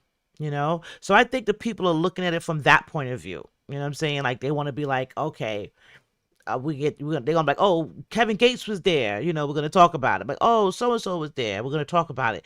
And then I honestly think it was a combo deal. I feel like Lemmy and Zeus, Zeus and Win did their big one to try and bring out the celebrities. Plus people like Young Jock and Scrappy, who been big Claressa supporters since the movie. Oh my God! Somebody put today on the last video, but part 3 that I dropped earlier. Someone put in the comments that Papoose is the only one that can put out the fire inside. Guys, I fell out laughing. Which one of y'all did that? They said Papoose is the only one that could put out their fire inside. I fell out. They just popped into my head. But yeah, at the movie premiere, because it was also in Atlanta, Scrappy was there. Young Jock was there, and remember Maserati Bud said, you can ask Scrappy, I was her date. Okay, so these are people that in a weird way been rocking with Claressa, in a weird way. But I also feel like they're just there for the hype of it all, and I didn't see, unless, y'all tell me, but I didn't see too much at the after party. I didn't even see too much of the after party circulating around, but I got I'm going to show you what I do have. Let's get through Joe. A professional boxer. No, there's no excuse for that. It just shouldn't happen. Whatever, Mello, whatever Claressa touches. I understand Ray J's incentive to do it. Yeah. But no. I get hurt. And so Scarlett, I remember when I reacted to Claressa's response to Laila, that outfit that she had on, I said she reminds me of Scarlett in that outfit, right? And she was like, people say I look like Scarlett, and I was like, I'm literally the only person that said you look like Scarlett. So I guess she said, I'm gonna do one better, Gongli. Scarlett is my friend now. You said you need to know what time she needs to get out. Ready. Yeah. Scarlett is who she needs to walk around. Listen to Scarlett's lyrics coming up. Bitch, come outside, we not gonna touch you. Bitch, come outside, we not gonna jump you. This is her rap song. Bitch, come outside, what you scared? Bitch, come outside, we right here. You need some of this. Fuck peace, bitch, I want war. I got 99 problems, I need one more. Bitches wanna talk hot until I gun draw. They found the nigga body, but the case is unsolved. And I been peeped you as a weird bitch. You run your mouth. Let me pause it right here. You see who's in this picture? Now, I don't know all of the players. Like, I don't know who the girl with the blonde hair is. And that's Scarlett in the back. We see that's her song playing. This is her right here. This is Scrappy right up front. This is at the actual event. So this is State Farm Arena. When you were walking through, they had like different things you could pose in front of, take pictures, etc. So yeah, Scrappy is definitely a big supporter and a friend of sorts, if you will. And when it's time to get it on, you disappear. Where you at? I say it to your fucking face. I never cared, bitch. My best friend still selling pussy. I make them pay her when they book me. Get your money, friend. If my bitch fighting, then I'm fighting too. Look at Scarlett's face card though. Like let's look at their face card. Now she's called Scarlett because she has like a scar on her lip that something happened to her when she was a little kid. The lyrics is rough. I'm not gonna lie. But what I liked about Scarlett is when she went viral for the Glizzy song, it was super funny. And then she has the other one, Stay Out of New York or whatever, or Get Out of New York. I'm trying to use the clean version, but stay the F out of New York. All of that I rock with Scarlett. Scarlett to me is, she comes off scary, but if you really watch it, it comes off funny too. It's like it's comedy in there too. But pretty girl, her and Suki out here. Face and make them feel you. And I said that Scarlett could be like they favored when she did that video responding to Laila. She found Scarlett. But you know you jealous. You walk around here like your shit don't stink, bitch. That's your problem now. That's why these bitches is running down and fucking on your nigga. And you looking like a fucking clown. Who is she? This is the rap song, guys. That was the rap song. It's like she was cussing somebody out. Oh, yes. Thank you, Slay Queen, because my granny said that too. And then, yes, let me move and wipe it off. Yeah, man. Exactly. Thank you for that. But something happened to her, and, so she has that permanent scar. And no, you're right. Let me mark off and wipe off anything. Thank you. Send you a kiss, dear sister. But, yeah. What make you niggas think that y'all worthy? Man, nigga never curtain. Never. You stressing about that nigga when that nigga done. She said, I'm at it cut off right there though. She said, you stress about that N-word, but he dirty. I don't know. That could go either way with that lyric, right? But those are the lyrics to her song as she was highlighting Claressa's fights that night. So I thought that was interesting. What do y'all think? What do y'all think? We ain't gonna jump you. And what's your name? So now, Claressa. you know, I wanted to do a individual video on this, but I was like, no, I'm gonna kind of put it all in here and we're gonna all react to it together. And something that I noticed. Let's get into it. Okay, you got Claressa and Claressa Shields here, and Do you see what her glove says? I'm just. Let me see if I can put it down. I want to see if it'll. But right here, I'm gonna play it because you probably can't see it with me pausing it and that line over it. But it says loaded quote. That's a very interesting choice of words to put on your gloves. Loaded quote. Look at it. Look at it. So I'm just so grateful for You're gonna all see y'all. it. I want to thank God for this opportunity. I want to thank Atlanta for this opportunity. Atlanta and State Farm for believing in me and all the fans that came. Thank y'all for spending y'all hard-earned. They was calling the baby over here in the comments Bud Crawford Jr. Why would they call him Bud Crawford Jr.? These are Brianna's kids. Bud Crawford Jr. Anyway, look at the glove and tell me if you see it says loaded quote, guys. We're being nosy. We're pulling back the blinds and we in people business. Let's look. Money. I kept giving y'all the code so I can get like a little discount. It was woke in. Loaded quote. You're gonna see it. So I thank y'all for coming, and we packed the house with 16,000 plus today. So thank you, and I guess I'll open the floor for questions. Yep, me too. Right here, we'll start with JJ. All right, JJ Solomon is considered not just a, Look not right just a here, top especially woman, right here. You're but gonna see it. Probably the biggest star. You'll see it. Let me see if I can pause it. Boom. Let me go back. JJ Solomon. I'm gonna pause it, guys. Not just a top woman, but probably the biggest star in boxing. Boom. Loaded quote. Why would you put that on your gloves? Now, there's a lot of people were saying that, you know, they've never seen a person leave the ring with the gloves on. She managed to go over to Kay Scott's room, you know, dressing room, and give her the belt back. Okay? Leave Kay Scott's dressing room, go to the press conference. Hey, S. Clark, welcome to the chat. Happy Saturday. And joining the conversation. E-kisses to you. Why wouldn't you take the gloves off then?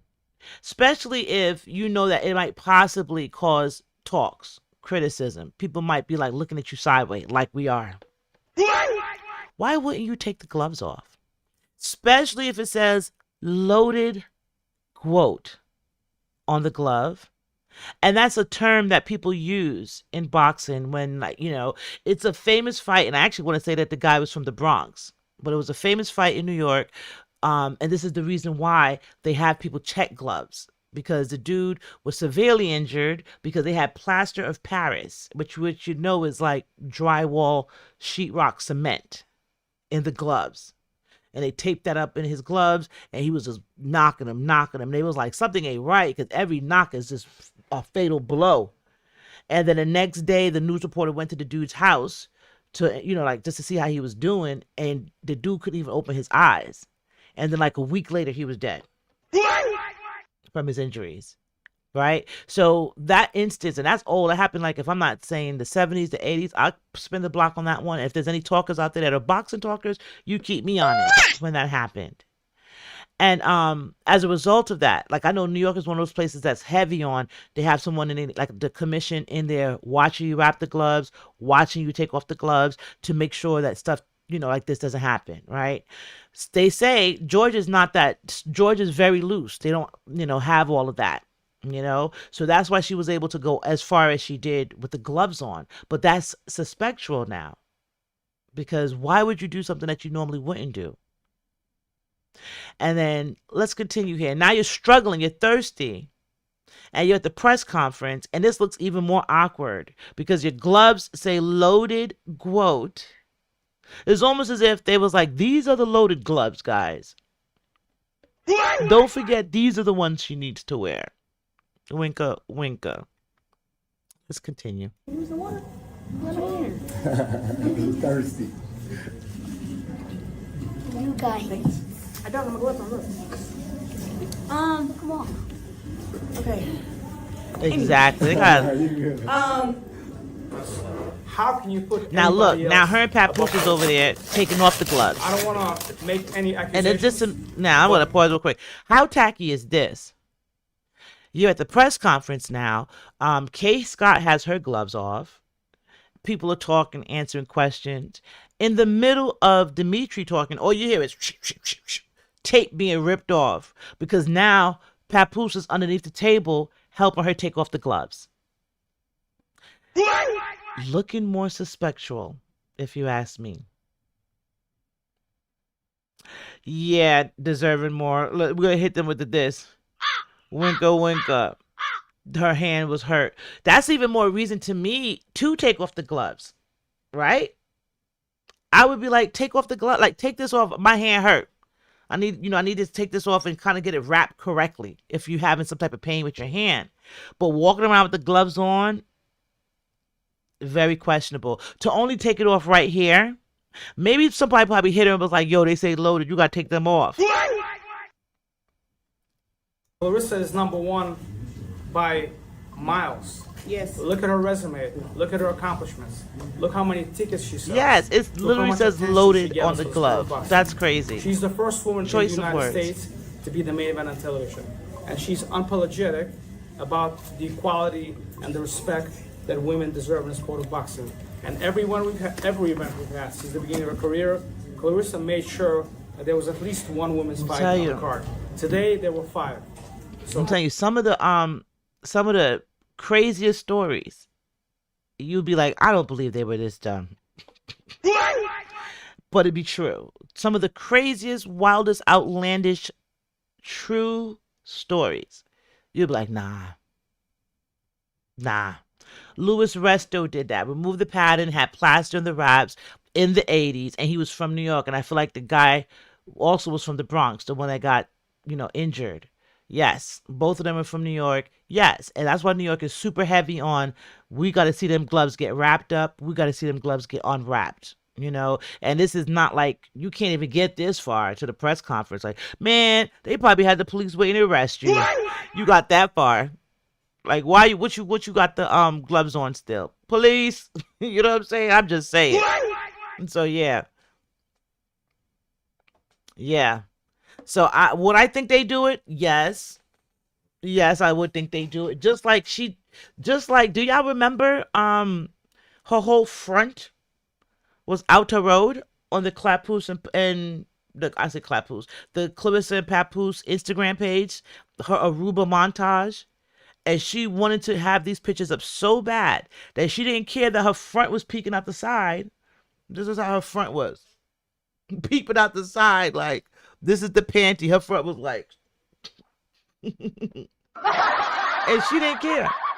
She tried to put like a little wording in front of it for a little bit there, but no. She don't care. And so it's like, are you that dumb? Like, I be saying Remy's phrase a lot. Are you dumb?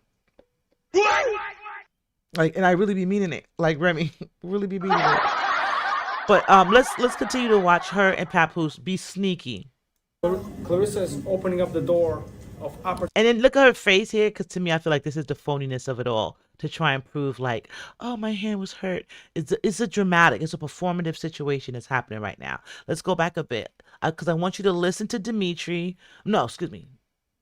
You can't listen to him if you want to, but pay attention to Claressa as Dimitri talks. Since the beginning of her career, Claressa made sure that there was at least one women's fight on the card. You see, Today, Papoose is there were taking 5. off the glove. So Claressa is opening up the door of opportunity for females all over the world. And it's really incredible. And about Claressa being her own... I service Claressa, and I'm very grateful to be with us since the beginning of her career with my partner, Ruben Branson and Papoose at Win Records. But you know what Don King and Bob Arum say about Muhammad Ali?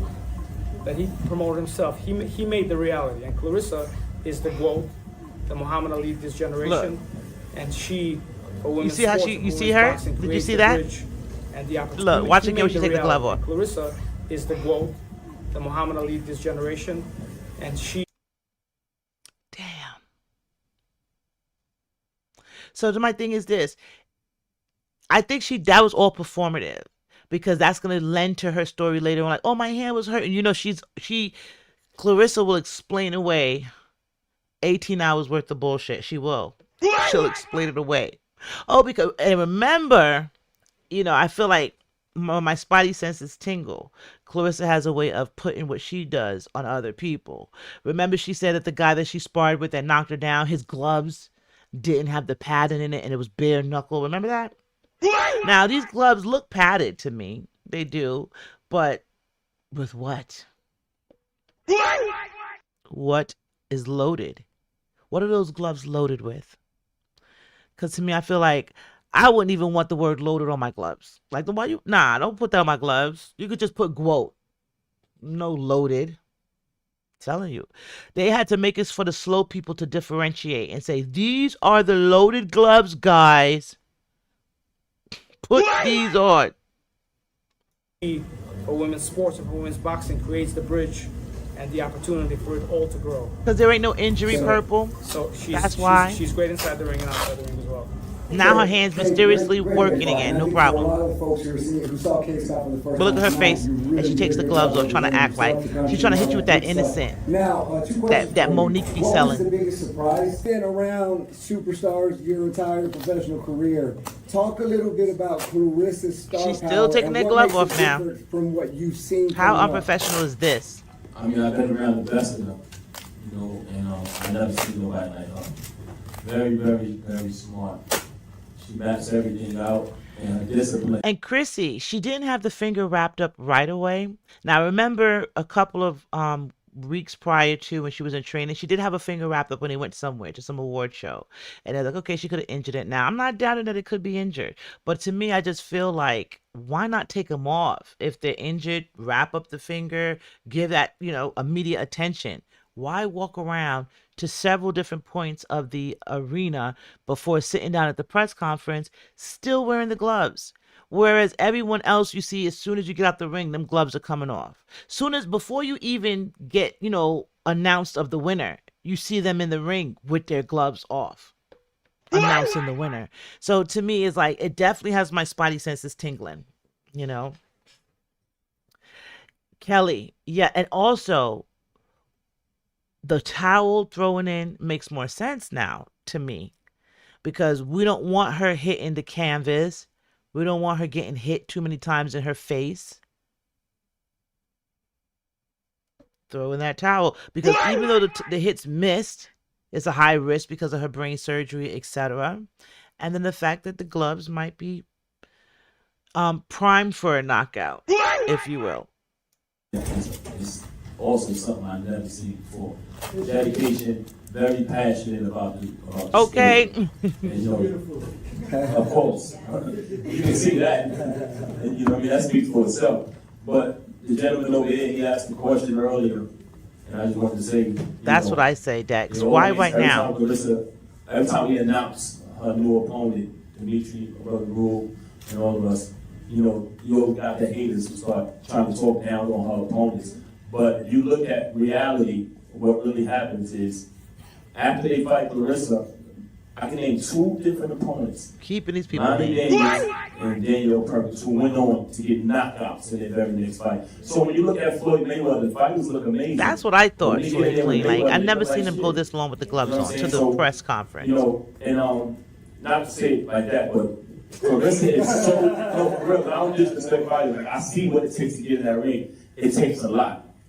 I see the sacrifice and the commitment, everything that she makes. What I'm trying to say to y'all is, don't allow these haters to talk down on her opponents. Kenny Scott, as you can see, she was strong, she was tough, she stood in there all the way to the end. So what I'm saying to y'all is, they downplay her opponents, but when her opponents fight somebody else, they look great. she's just so talented that unfortunately she makes them look, you know, Bad. She makes them look I bad. can eat now. She makes her opponents look bad. So now she opted to use I don't know, a fat filter, I guess. I don't know what's the politically correct word for obese filter. But this is very interesting. She has no shame. This gal, you said. She have no shame and she no business who she hurt. Yeah? Listen to her. And to me, I feel like this is the Claressa that. Let's continue. I can eat now. Look at this. what is that? That's how you gonna look. Keep on eating. I can eat now. I'm going to go stuff my cheeks and my face with some food. Yeah, y'all know what time it is. Overweight lovers in the house.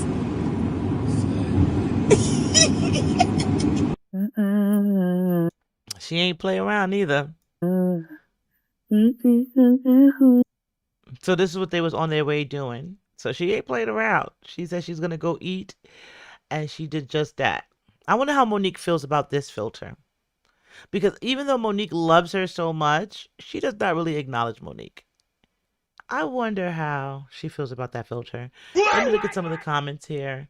Homebody says, so he's saying fighting Claressa helps improve others. Yeah, that's what he's trying to make it seem like she miraculously, steps up everyone's game, right? That's what he's saying. So like, oh, and I've heard him say this before. So they're trying to say like she's so fast, she's so good that it makes the others look bad, but in reality they're better because they move on to do great things. Now I will say this: Danielle Perkins broke old girl jaw her last fight. And I was like, where was that Danielle Perkins fighting Claressa? And if you look at the fight between Danielle and Claressa, it kind of looked like she was holding back. My opinion. I don't want to say because Danielle's a big tough girl. I don't want no problems. But it seemed like it was a different fighter that was in the ring that next time, But yeah, this is just her play on the butcher block cutting board. Let's go back and look at her play one more time. Overweight lovers in the house. And I'm gonna tell you like this, Papoose. You know how back in the days, my uncle and them used to say, when they dating girls, they would look at their moms because it's like that's a great indicator of what they can look forward to in the future. Now, this is what my uncle said. These are my uncles. Kisses to my uncles. And remember, oh my God, Ray Charles. Remember Jamie Foxx played Ray Charles, and he was like, "Put your hand around the wrist." You could tell. I could tell. Papoose. She eats a lot, Papoose. Look at the rest of the family, Papoose. But Papoose don't care. He like them big. He like big, strong girls.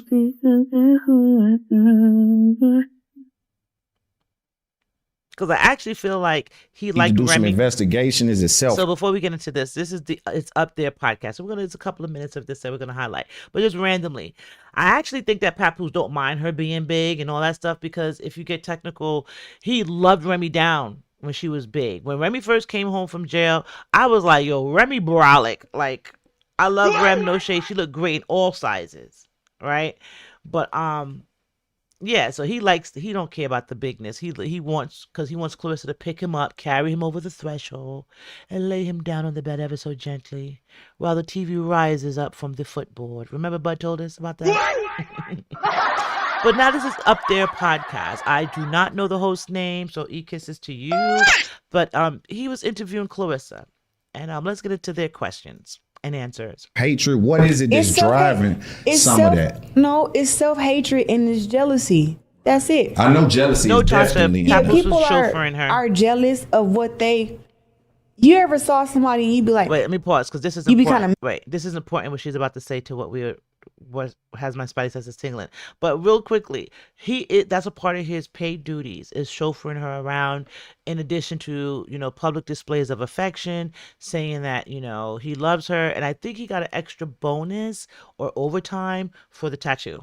Time and a half. So, but let's go back really quickly here because this is deep what she's about to say. Need to do some investigation. Is it self-hatred? What is it that's driving some of that? No, it's self-hatred and it's jealousy. That's it. I know jealousy is definitely in that. People are jealous of what they. You ever saw somebody and you be kind of mad, like, why this person so happy for? And you be like, I'm not happy. And they be like, but why you mad? Because they are happy. I think she was talking about herself right there. That she looks at people and says, why is she happy for? I'm mad at you because I'm not happy. We literally seen her do that to her friends. Like her friend would be smiling and saying something, and she'll just look at them and just say like something rude to them or something crazy. And they'll be like, she is a joy stealer. Okay? And you can see it on her. Look at that pause right there. Demon. Let's go back a bit. And you be kind of mad, like, why this person so happy for? And you be like, I'm not happy. And they be like, but why you mad? Because they are happy. You should be trying to, either you're going to figure out why you're not happy and become happy, or you're going to hate this person because they're happy and then not like them for no reason. Remy. It's more of a self-evaluation type thing. And we live in a world now where nobody is evaluating themselves. Everybody want to be perfect. Everybody rich on the internet. Everybody got money. Everybody's scamming. Everybody got their shit together. Let's rewind that. Because the truth will set you free, Claressa. Clarenzo. The truth shall set you free, darling. She said, everybody on the internet be fronting. Everybody on the internet be acting like they got money, that they're rich, blah, blah, blah. And in that same breath, we're now supposed to believe that you're rich, that you're not fronting, and that you're 100% real. The contradictions of it all. Let's continue. Now, where nobody is evaluating themselves. Everybody want to be perfect. Everybody rich on the internet. Everybody got money. Everybody's scamming. Everybody got their shit together. Business will catch up with it, and other times we see it fall apart. Is boxing your primary source of income, and for how long will that be the case for you? Boxing, social media. And let me pause real quick, because she's about to go into her money. But Miss Lindsay, you are correct. It's this jealousy and self-hatred on her part. Because I really feel like, if you think about it, like someone early in the chat said she wanted that Franchon Cruz and Glenn DeZern love, right? She wanted that Remy and Pap love, right? Anyone else you could think of is like she wants to insert herself into their love. But people don't realize, and that's something, because I've been a victim of this, and I'm not a Remy. I'm not a, but I think we've all can probably safe to say that we've encountered certain types of people in the world, because it's a lot of them, and you can recognize them when they come. But people just see how good you and your partner gets along, how good, you guys are, the love you share for each other, and then they want to insert themselves into that. But people don't realize the work you had to put into it. The rough days, not every day is glitz and glam, the days where, where we have to be each other's support, each other's system, our rock. We got to be there through the ups and the downs, the good times, the bad times. Not everything is rose-colored glasses, right? So that makes a relationship stronger, because it's like, yo, we weathered it. You know what I'm saying? Just randomly just made me think of that with weather. God bless it. But we had a scary hurricane in Florida. I'm in Florida a couple of years ago. And I feel like that really, let me know that the man on my team is a good, like, we're a team. Am I making any sense? And we've been together for, 17, like, I don't even know at this point, right? A long time. I'm lying, guys. We've been together 16 years, guys. 16. Shout out to us. But initially, it's like, wait a minute. We didn't go through all of this. We never been through a apocalyptic type of situation, right? We came out of that, unscathed, and so much more proud of ourselves. Like, yo, we can conquer anything together. Does that make any sense? Right? And we've seen it where a lot of people will be like, oh, you guys are so nice. And, and I even joke sometimes because, when we go out someplace, I'm like, yeah, you want my husband? I'll load him out to you. No, I won't. No, I won't. But we'll be out there with friends and everything. They're like, oh my God. But I already know how people are. You know what I'm saying? They see what you have and they're like, It got to be him. It has to be him. It can't be us together. It can't. It got to be him. She's one of those type of girls. Like, it has to be Papoose, not Remy, that did her part. Or not Remy and Papoose is wanting to be together that made their love look strong. None of that. And then Quiet as Kept, one of the Kirby, some people saying that the black love was never real. It was all a facade. Allegedly. So imagine that. Imagine she was chasing down a love that wasn't even real in the first place. And so she's chasing something down that will never be. That goes deep. I'm not saying that they weren't in love. I'm not going to say that they weren't real. But, things are circulating out there on the internet, right? Imagine that she's obsessed and coveted something that they were putting on as a front in the first place. You know what?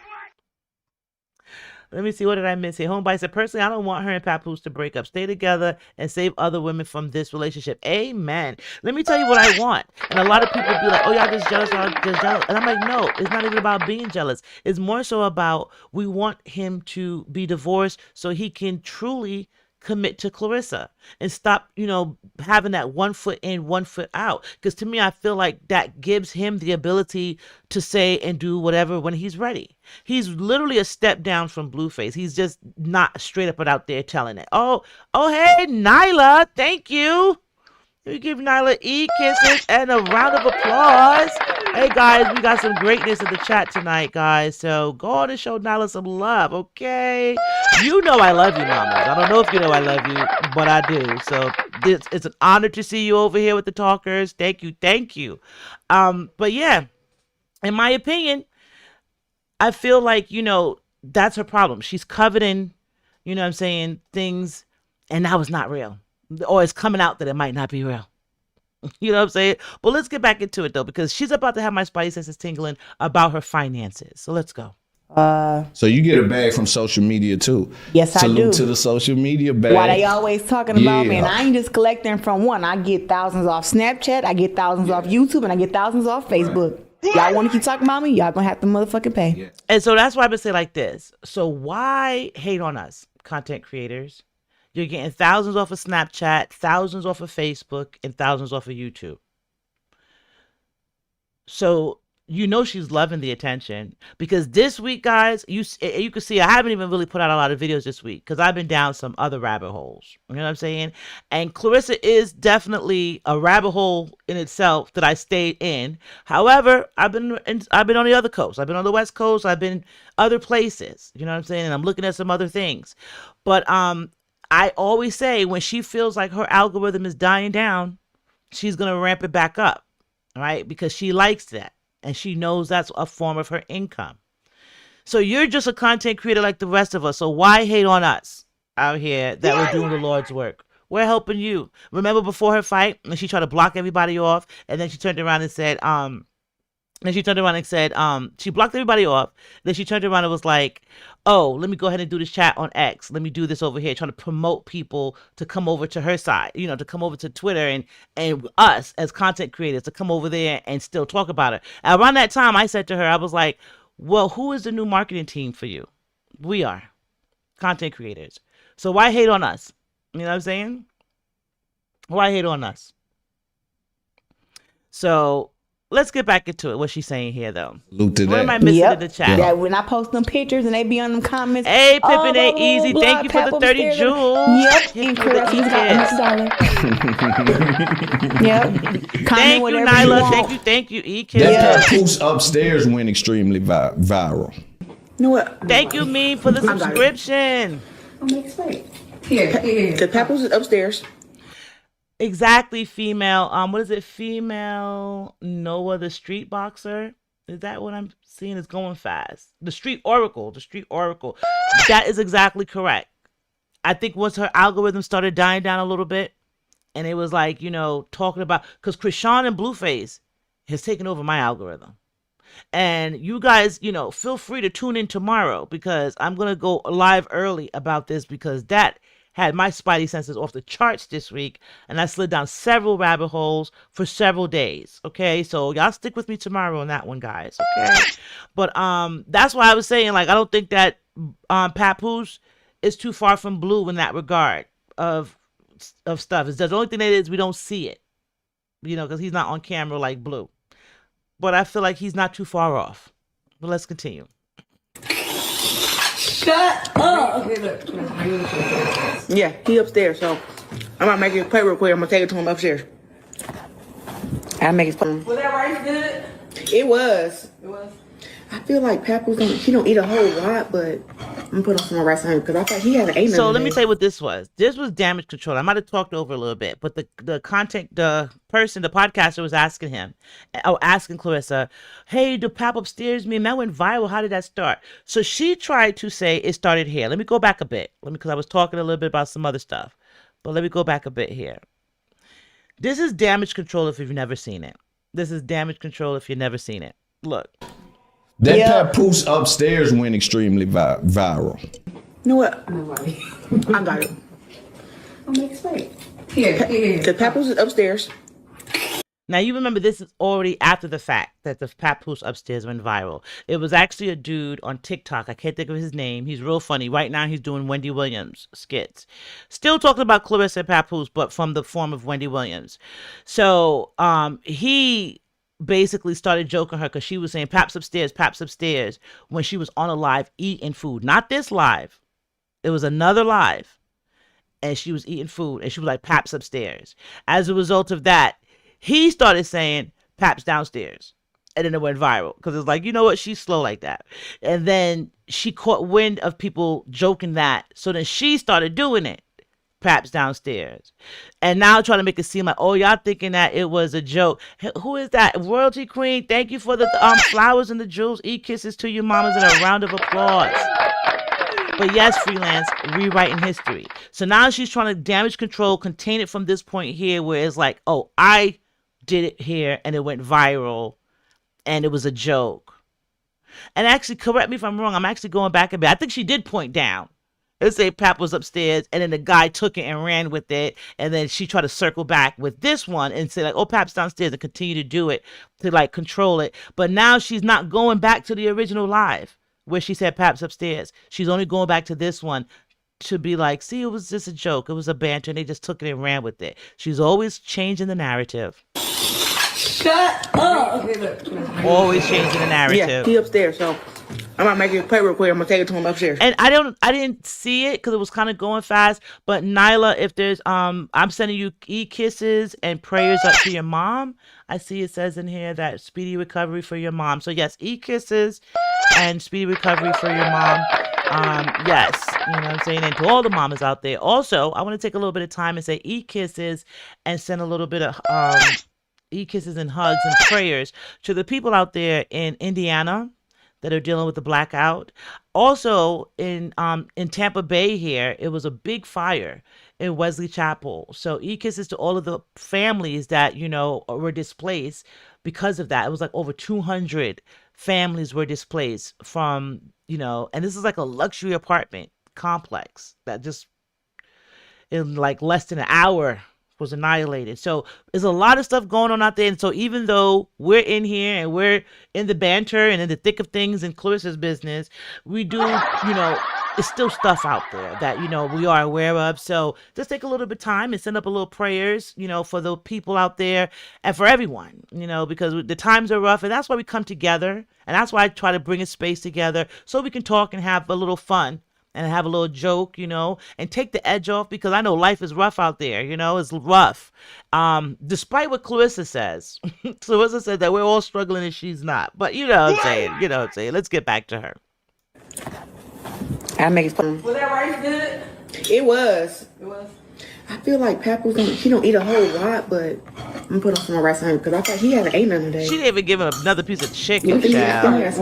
All that rice. But come on. No. Nor mine want just piece of sauce or rice. God, I guess I'll grab you. Bookie. Thank you, baby. Because Papoose is upstairs. Yes, please, y'all, step on the likes. Step on the likes. Let's get it up to 100. Where we at? Where we at, Purple, on the likes? Because I can't see it over here. You know, I'm still getting everything and everything. But step on the likes, please. Share it, tell a friend. Hit the subscribe button and consider joining the membership, guys. Eat Kisses out there. Thank you for everyone that's out there showing love tonight, that's coming through. Like, this is hype. I'm hype, guys. I am hype. But let's continue. Let's continue. This was her damage control, which is why I wanted to highlight this podcast, because she'll go to specific places which she knows is going to reach a specific vetted audience, meaning that this audience is not going to be too familiar with the shenanigans like we are. Winka winka. So they'll see that and be like, oh, they always making fun of the girl and she's funny, she's cool. You know, but in reality, everything is damage control. And everything she does is strategic. Taking those boxing gloves off at the table to be like, oh, my hand. It's to say later on, oh, I didn't want to take my gloves off because my hand was hurt. Trust me. She explains away everything. But let's continue. Now I'm finna eat. I'm finna sit down to eat. I'm finna sit down and eat my food now. But y'all be cracking me up with that. I saw it on TikTok. I said, what is going on? Oh, y'all know, first of all, I don't be on no TikTok.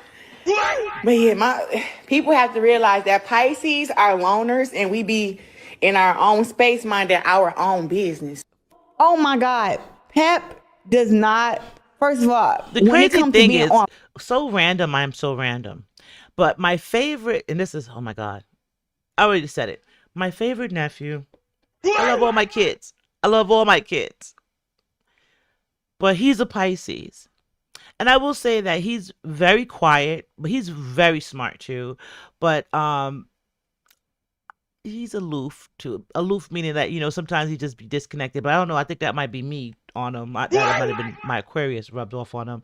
But I tend to like Pisces people, is what I'm saying.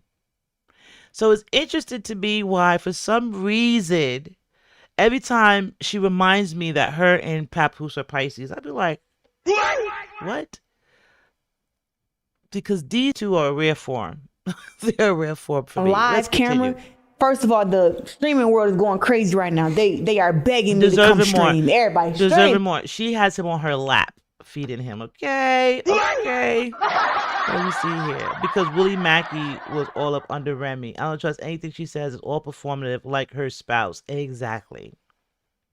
Everything she says is to explain away something else. You know, like my hand was injured. That's gonna explain away the gloves. Thank you, Sparkling Stone. Let me give you e-kisses for the jewels, for the flowers.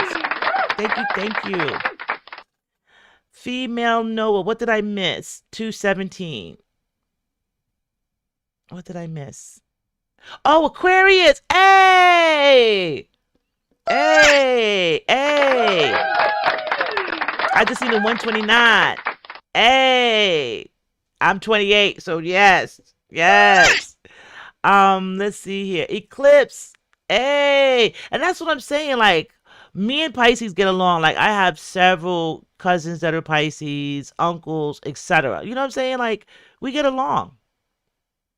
So, I don't know. And I'm telling you, in the beginning, guys, I'm telling you, you can go back. I have a whole playlist, The World of Claressa Shields and Papoose. You can go back to 2025 on my playlist, and you'll see where I was rooting for them. And in addition to rooting for them, I was the one that was telling them, like, keep it private. You know, maybe who's your publicist?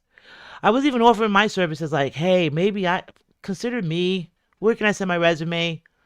You know, but then after a while, I was like, no, they want to be like this. Hey, my Aquarius is coming up in here. Lick shot in the ear. For the Aqua team, we in here. Yes, freelance. Okay, so how do you know what to...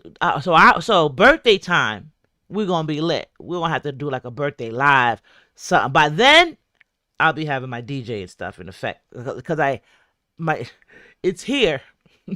Well, it's not right here in front of me. It's here. But I want to work on some kinks first and make sure I'm good here first. And then I'll add and plug in some music. So we're going to be lit, guys. We're going to be lit. But I'm just happy that we made it this far. So I'm happy that we're here. Let's see here. Chevette says she can talk about birthdays tomorrow. Happy birthday, mamas. Shout out to Chevette Jackson. Everybody. Throw a birthday cake in the chat for Chevette. It's her birthday tomorrow. So you are a Virgo, is it? Are you a Virgo, mamas? And I got some Virgos in my family too. So, hey, yes.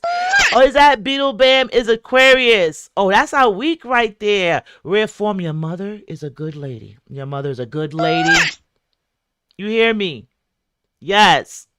Capricorn, are you a January Capricorn? My dad's a December Capricorn, but nonetheless, and me and my dad are like this. So yes, yes. Hey, happy birthday, Chevette. Happy birthday. Do I have a little... I'm going to try this one. No, that's not going to work. Let me see. This might work. I don't know. I'm going to try this one. Is that some music? That's the birthday music. Hey. I'm trying, guys. I'm trying. You know I be cutting up in here, guys. Chevette, enjoy your birthday. I wish you a blessed, prosperous birthday. I wish you many, many more. And I'm happy that you're here with us. And it just depends on how long we be here. We might break into your birthday. We might really crack open the birthday for you tonight. So eat kisses to you, mamas. You see the birthday cakes. I see them coming up. I see the champagne. Yay, I see the balloons. That's what I'm talking about. Blessings on blessings on blessings to you, mamas. Yes, yes, yes, yes. All right, so let's get back to Claressa really quickly here. Claressa now is talking about her income, I believe. Let's see where we left. Let's pick up where we left off. Come stream. It's live. It's in real time. Pap don't play that. Pap don't want you to know where he at, when he there, how long he there. Like he different. Yeah. And I mean, I get that. I don't disagree with Pap at all. Like, you don't need to be documented everywhere you're at every moment of the day. But also that's very telling for her and Pap. Rare form, let me give you kisses, mama. I see you. I feel like their age gap relationship is telling. I think it's starting to bust at the seams, if you will. You know, because not saying all young kids, and I got a great example of that at the end, so stick around. So I'm not going to say all older generation, our generation, don't want to stream. Look at me right now. I'm on camera, right?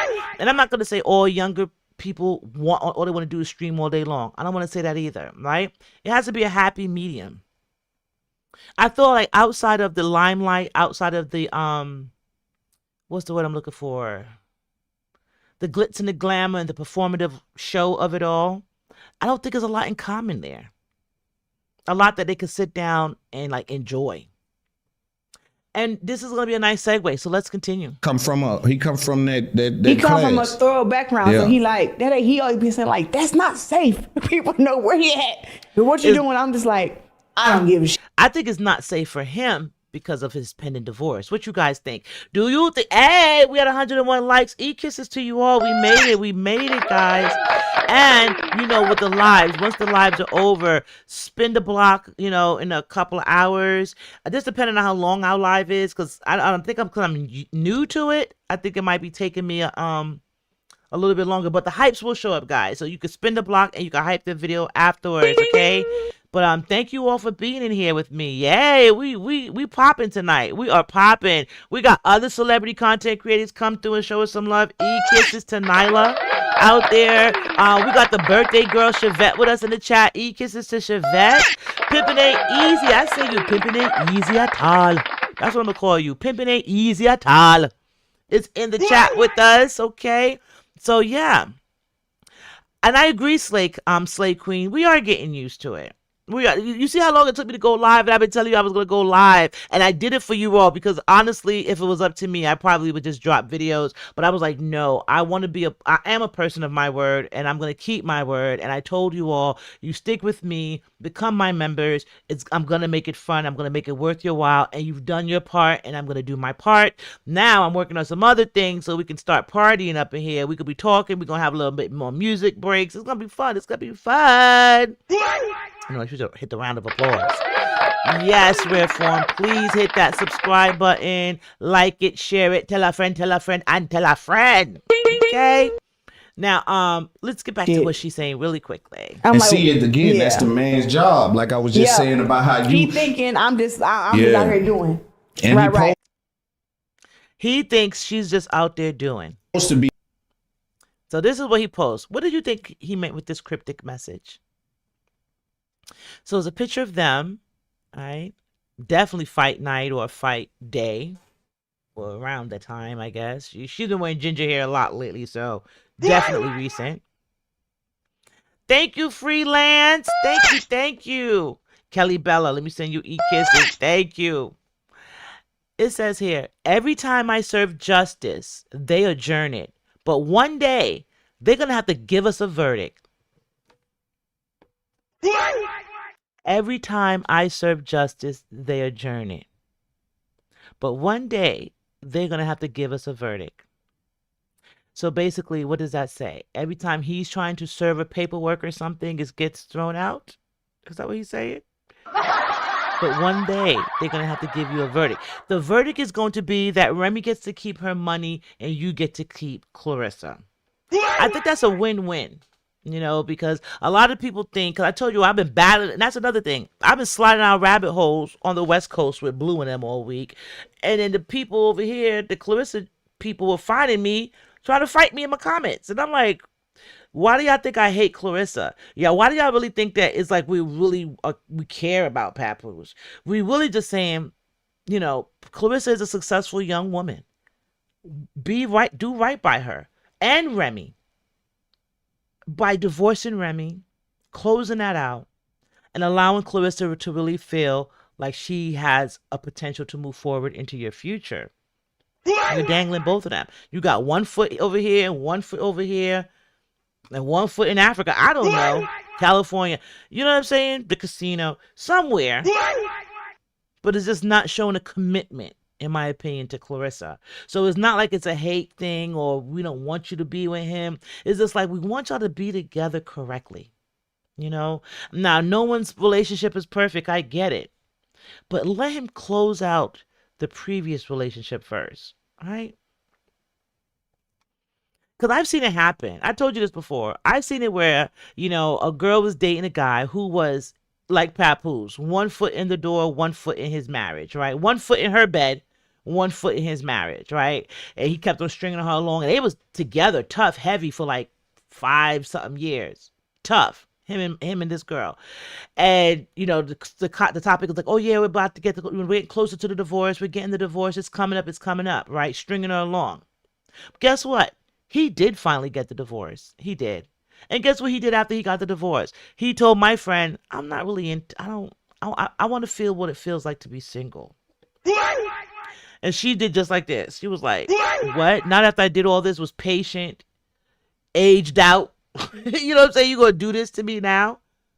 Because his divorce got final and he realized, like, wait a minute, I'm really single. Am I ready to jump back into something?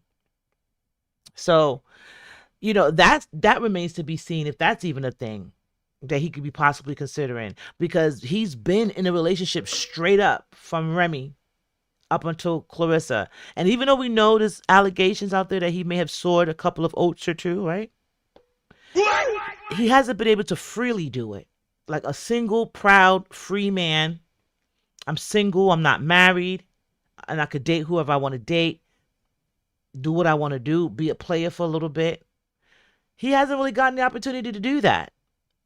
So, you know. But let me see here. What am I missing in the comments? Yes, Slay Queen, the marriage does keep them relevant. I think it keeps her super relevant. We know he's tethered to Remy for sure, because I also feel though like he's starting to see that his relevance is declining. You know what I'm saying? Like a lot of people, even it with Joe Budden's just now. You heard Joe Budden was like, oh, Claressa and Papoose came in matching outfits. No comment. Do you remember he said that just now? He said Claressa and Papoose in matching outfits. No comment.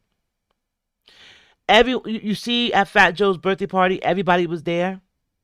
You see what I'm saying? Like, people are still hanging out. People are still convening. People are still supporting each other in the rap world, in the industry in New York. But guess who they're supporting? They're supporting Remy. And then they're looking at Papoose as a man, kind of crazy. Like that cease and desist letter. Do you remember that? Where he was like, if I want to, you know, I might spin the block and file for defamation of character, and I want Remy to pay for that. So it doesn't stop. He's gonna have to get something. Hey, Mean Andre, let me hit you with a e-kisses and a round of applause. Happy Saturday. he definitely does want the spousal support for a lifetime. And that's another thing why I'm just not understanding why Clarissa's not seeing that. Because I would be looking at, I even said this before, like I would be looking at all of this like, well, damn, if he's doing this to his wife or the woman that he was with for 20 years and helped him build all of this allegedly, what would he do with me and my little boxing check? And I'm not saying her check is less than Remy's or Remy's check is more than or less. I'm not saying, what are you going to do with my money if this is what you're trying to do with your wife? You're trying to squeeze her dry.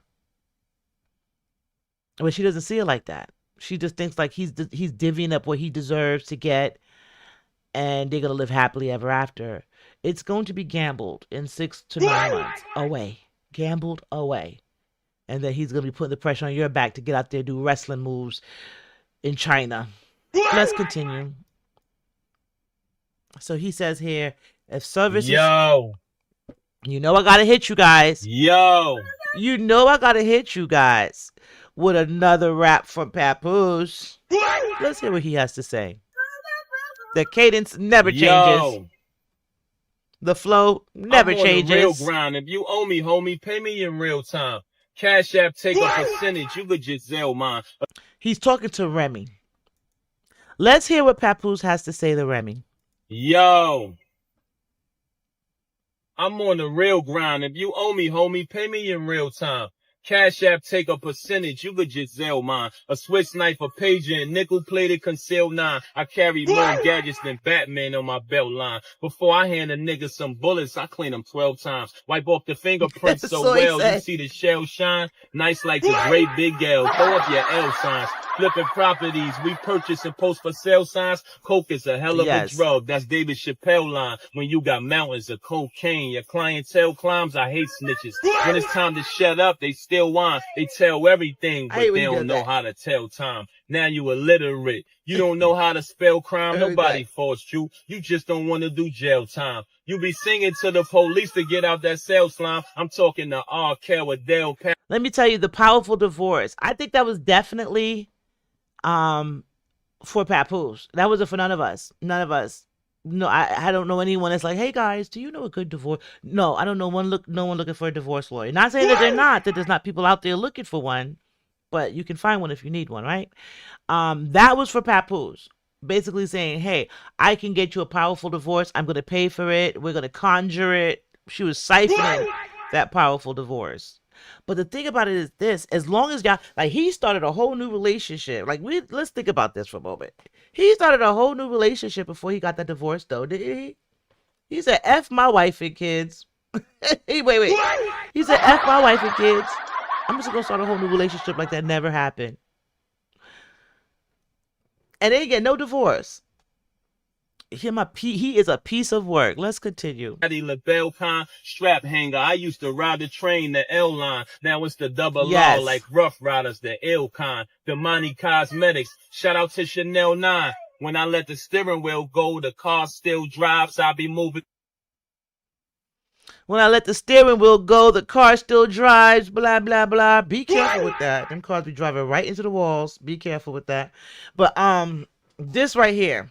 Shout out to Bro Real Life, a.k.a. JR Curry. So let me give him a round of applause and an E-kiss. Because like I told you, I caught this live yesterday, but it was so boring in the beginning. It dragged out, and I've learned my lesson now.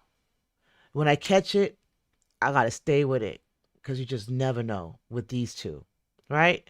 So shout out once again, Bro Real Life, a.k.a. JR Curry. Give you a round of applause. Yes, Rough Riders. You could just hear, based on what he's rapping about, what year he's presently in. Like right now, he teeters between 96 and 2006. And his jeans, too. And Clarissa's. But yeah, so let's look at this part. Now, I told you with the, oh, it's a book. Oh, thank you, Purple. I'm going to have to look up that. Who's the author? Let me look up that. So a book sponsored her. Okay, that's what that was. Let me see.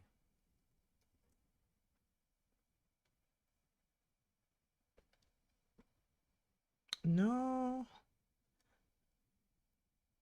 I see The Great Divorce. beyond the divorce. I don't know. But if that is a book, that's interesting. So is Dice and the Casino. What am I missing here? That was a 1990 rap. Yes. Homebody, he went to my high school. He was angry and fighting, honestly. That's what I heard. I heard that he had a temper and he was definitely a fighter. So to me that gives chip on shoulder.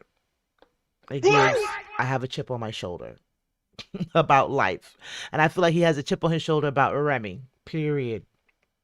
You know what I'm saying? But let's get into this part. So on this live that she did yesterday, because Amanda Serrano fought yesterday, right? And I think that she was, and then between Krishan and Blueface going crazy, just holding, and Nevaeh holding the algorithm in a chokehold. Then you had Amanda Serrano came in and Rollie came in, and they got their fights this weekend, and they doing their part with the press conference and holding that side of the algorithm in a chokehold. After her fight, the fanfare is gone. She's back, back to Claressa. Something happened, in my opinion.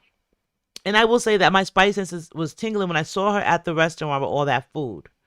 It reminded me of when Maserati Bud and 50 Cent blew her up and she went. Remember that time I reacted to how much food she ate at like 2 different restaurants in one night. And she had like massive food, right? So it reminds me of that. But I didn't have any context as to why she might have been looking like that. But all this food you could have swam in that big bowl of pho that she was eating. It was so huge.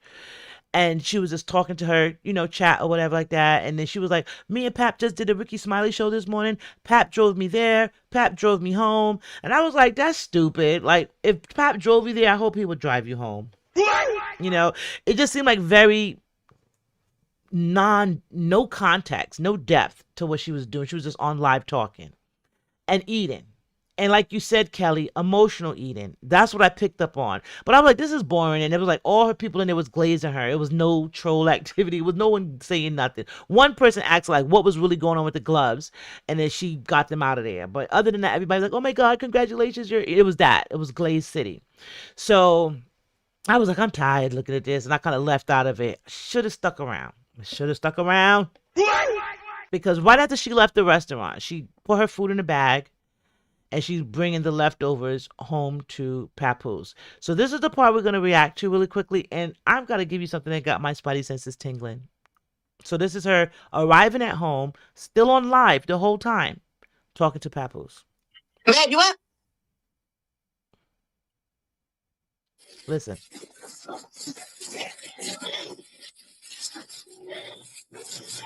Hello?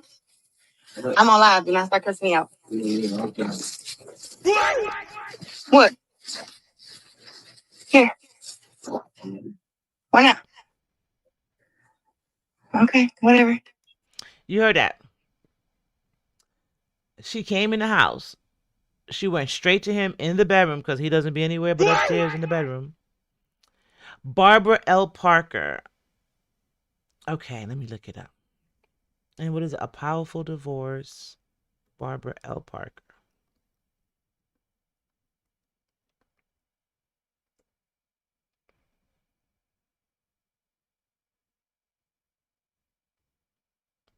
Oh, you know what I'm doing? Duh.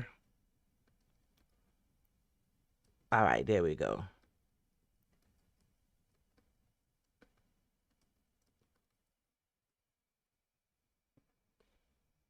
All right, there we go. Powerful Divorce debuts at number 78. A powerful divorce is what happens when a woman stops shrinking, stops begging to be chosen, and finally chooses herself. This isn't a cute guy. Wait a minute. What? Wait, let me open this up.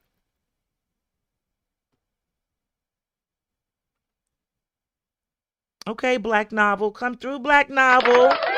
So it says, A Powerful Divorce by Barbara L. Parker. If you're dating after divorce to start over, think again. Start with yourself. Barbara L. Parker did everything by the book: marriage, motherhood, faith, submission, and it nearly destroyed her. A powerful divorce is what happens when a woman stops shrinking, stops begging to be chosen, and finally chooses herself. This isn't a cute guide to getting back out there. It's a gut punch, a raw, fearless look at what it really takes to walk away from the marriage that looks stable on the outside, but is slowly breaking you on the inside. From suffocating in silence to emotional starvation, Parker lays it all bare. Part memoir, part liberation anthem, part therapist insight. This book shatters illusions about love, loyalty, and healing. It's all about unlearning toxic patterns, breaking trauma bonds, and refusing to play emotional rehab for broken men. Wait, I didn't mean to hit that one. I meant to hit this one. The irony of this. You said it, Slay Queen. So a powerful divorce sponsored space on her shorts for this. I think that's very telling because, you know, in one instance, I could completely understand where she's coming from as far as, you know, a woman in this situation and, you know, finding yourself and finding your own voice after a divorce. And I think she maybe probably feeling like, Purple, you hear, I was just about to say, I feel like she's trying to be funny. You know what I'm saying? By putting that up there. But child, you need to read that book because it's saying shrinking, you know, stop shrinking yourself for a man, stop begging to be chosen, and finally choosing yourself. Let me go ahead and hit Barbara L. Parker with a round of applause. I think she said that to you. She was definitely trying to be funny. Claressa was. But I think she sent that to you, mamas. In other words, I get like, you know, from that I get stop trying to be the pick me. I think it was a this. Wow. Shout out to you, Purple. That was a good find. That was good. Breaking trauma bonds. I'm telling you, I feel like Papoose and her has a trauma bond because they both feel like they weren't recognized or respected for their respective crafts. You know, they didn't rise up to the rafters, if you will. So they're trauma bonded over that. And then they're, you know, I really feel like it's that. Wait, Soy said it was not a sponsorship patch. So she just put it up there being funny. I'm about to say though, says like, I feel like that should have been for you. I think that you're shrinking yourself, like Clarissa's shrinking herself right now to allow space for Pap to be in there and to be in there large. You know, she's begging to be chosen. He got my name on him. He tattooed myself on him. He can literally flip his sleeve like this and that tattoo is gone, girl. You know what I'm saying? Like, whew. Gut punch. Raw, fearless look at what it takes to walk away from a marriage. Yeah, she needs to read that book. And then maybe she could respect what it took Remy to walk away from her marriage. You know what I'm saying? Like, you think you're trying to hurt Remy. Like, in her mind, she feels like Remy wants her husband back. Remy's just not going to divorce you because she doesn't want you to have her money. It's a difference. Is no one not seeing that? Oh, my God. But let's get back to this real quick. She's walking in the house, guys. Speaking of shrinking yourself. Let me hit you with the what? Speaking of shrinking yourself. She's walking into the house with her food. The first thing she says to him is, "Don't cuss me out. I'm on the live." I think she did it on purpose. I think she put him on the live on purpose because she knows that, just like Remy said, that he cares about his image, right? So he's not going to do too much when you're live. I think that's how she kind of controls the situation with him a little bit. Kind of get him to do what he wants her to do, put on a live. Oh, I'm filming for Snapchat. I'm doing this, doing that. And then he kind of like smiles and shucks and jive for his next week allowance. But listen to this. Let's go back one more time here. Let's go back. What? Let me go back. And I want us to listen to what he says. We're going to try and hear him. Pap, you up? Pap, you up?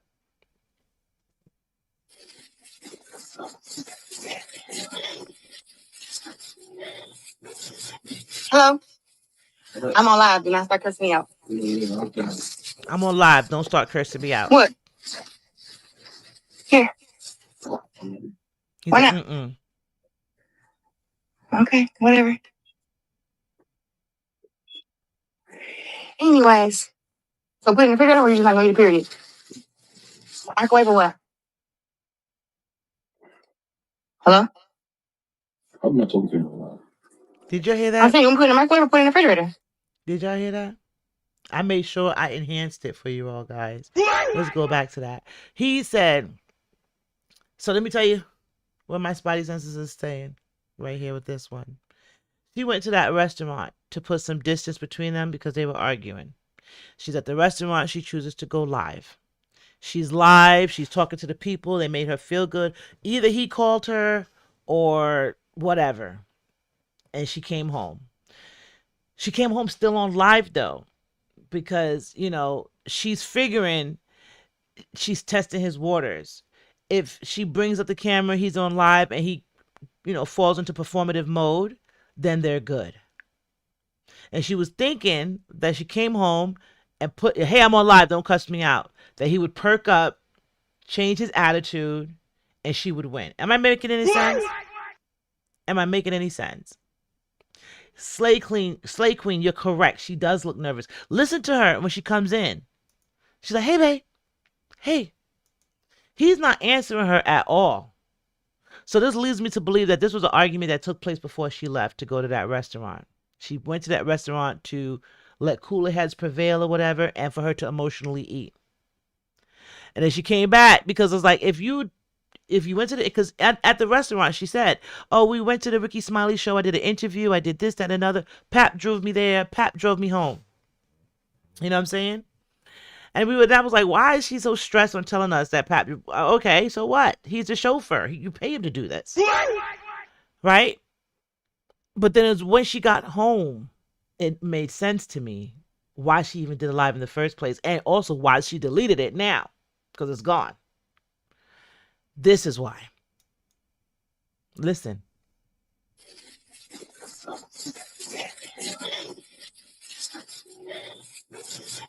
Hello? I'm on live. Do not start cussing me out. Lisa said, what up? And she said, I'm on live. Don't start cussing me out. He's like, yeah, okay. What? Here. He did deserve it more. You heard it. You heard it. Okay, whatever. Wait, let me go back. I don't want to miss it. I don't want to talk about anything. Listen. Hello? I'm on live. Do not start cussing me out. What? Here. Why not? He said, mm-mm.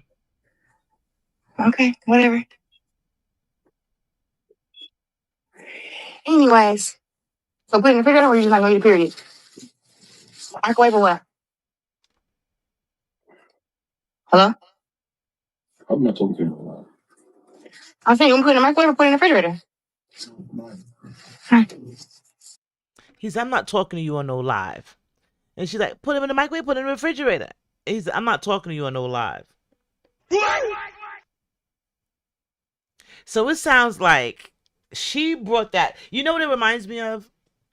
Because I've done this when I was a kid. You ever know that you did something wrong and it's like, oh shit, I'm going to get a beating for this one.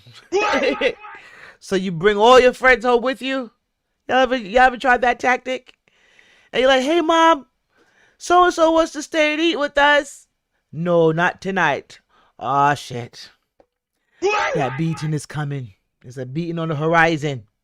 I feel like she brought the live home. She brought us home with her to avoid whatever confrontation he was trying to have with her. I hope I'm making some sense there. But I feel like she brought the live home like how you would bring your friend home to avoid getting reprimanded by your parents. She looks nervous, like Slay Queen said. Hey, babe. Literally dudes in front of her and she got to be like, huh? Hello? Like she's on the phone with him. It's one thing that he don't answer your text messages and leave you on red. He's leaving you literally on red in real life, girl. This relationship is too new for this type of behavior, in my opinion. This relationship is too new for having attitudes, moping around. This relationship is too new for him to be cutting her, being short with her. Do you remember the Cam Newton interview? She said how they was arguing and he was like, little girl, who the hell are you talking to? Remember? And she was so proud about the arguing, and I was like, that's not healthy. You know, some people think that arguing makes make them feel like you're in a grown-up relationship or like you're in a real relationship because, oh, we was arguing. That's not cute. That's not healthy. Arguing and proud of it. That's not a flex. And they argue more than we know. Trust and believe that. And for him to be on the live and for him to say this. I remember one time she had an attitude. Remember she had some red lipstick and he said something about the red lipstick and she was like, since when you been on the red lipstick or something? And he was like, what's wrong, baby? What's wrong? And he's kind of was like trying to sound that he cared. That's a different tone. That was a different Papoose versus this Papoose. I'm with you, main page. I'm with you. I don't think it's like the check cleared. Now I got this clearance tattoo on me. How much longer? And I don't know what he's waiting for. I don't know if he's waiting for Remy to let him come back home or if he's waiting for the divorce. I don't know what he's waiting for. But if they're like this in the newlywed stages of their relationship, what's the marriage going to look like? What is the marriage going to look like? What is bringing children into this going to look like? Oh, yeah, the $500,000 check, right? The Zeus money, he cleaned up on that. But she ain't give him a little extra. She ain't give him a little extra casino money. That's probably what it was. Listen. So I could have sat down and ate some more then. You see? She said, so I could have sat down and ate some more then. So in other words, it sounds like he hit her up on the phone while she was live and told her to come home. So they could talk, maybe. And that's why she brought the live home. And she's like, hey, babe. All right, let me see here. We're going to go back. You said bring it back just a smidge to see if she said, was he on his period? Let's go back. I thought she said, hey, babe. Anyways. Let me go back a bit. Hello? I'm on live. Do not start cussing me out. What? Here. Why not? Okay, whatever. Anyways. So put it in the refrigerator or you just not going to eat a period? Microwave or what? Hello? I'm not talking to you. I'm saying you want to put it in the microwave or put it in the refrigerator? Huh. So I could have sat down and ate some more then. Okay. Anyways.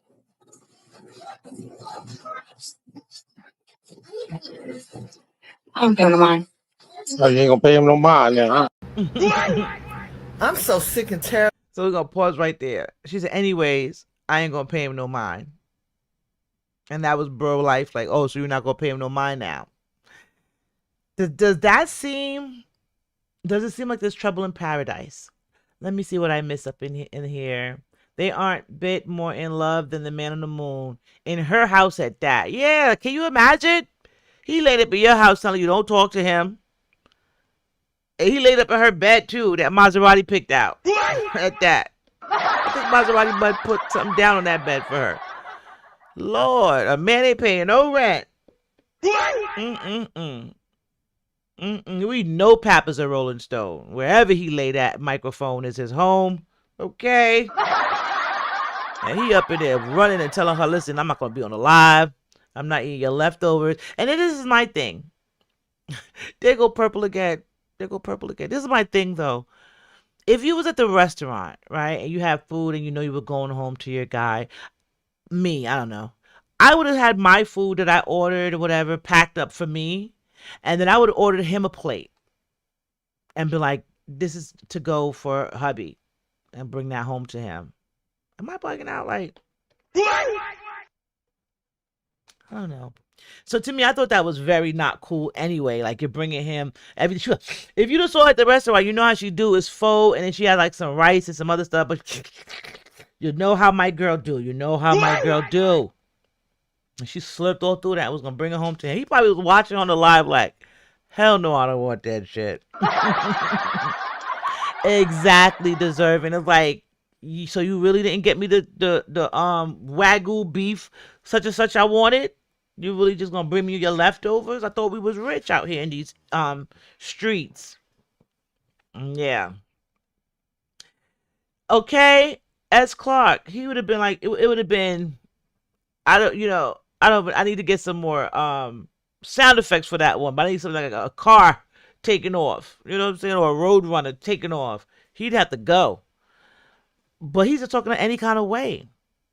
And don't you see it to me? I feel like that. Let's go back a little one more time, because that dynamic to me lets me know that she's definitely shrinking herself, begging to be chosen. Okay? And look, I'm reading some of the descriptions from A Powerful Divorce. How funny the words can be turned on you. So yeah, so let's look at Claressa shrink herself and beg to be chosen. One more time. Everywhere. Hello? Hello. I'm not talking to you no lie. I'm not talking to you no I was saying, lie. I'm putting in the microwave or put it in the refrigerator. I could have sat down and ate some more. Body. Anyways.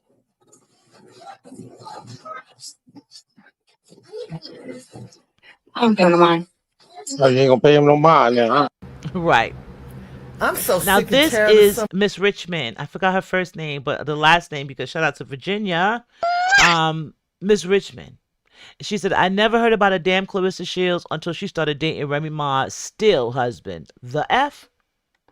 Let's hear what Miss Richmond has to say. Some of y'all coming up talking about, commenting about Remy.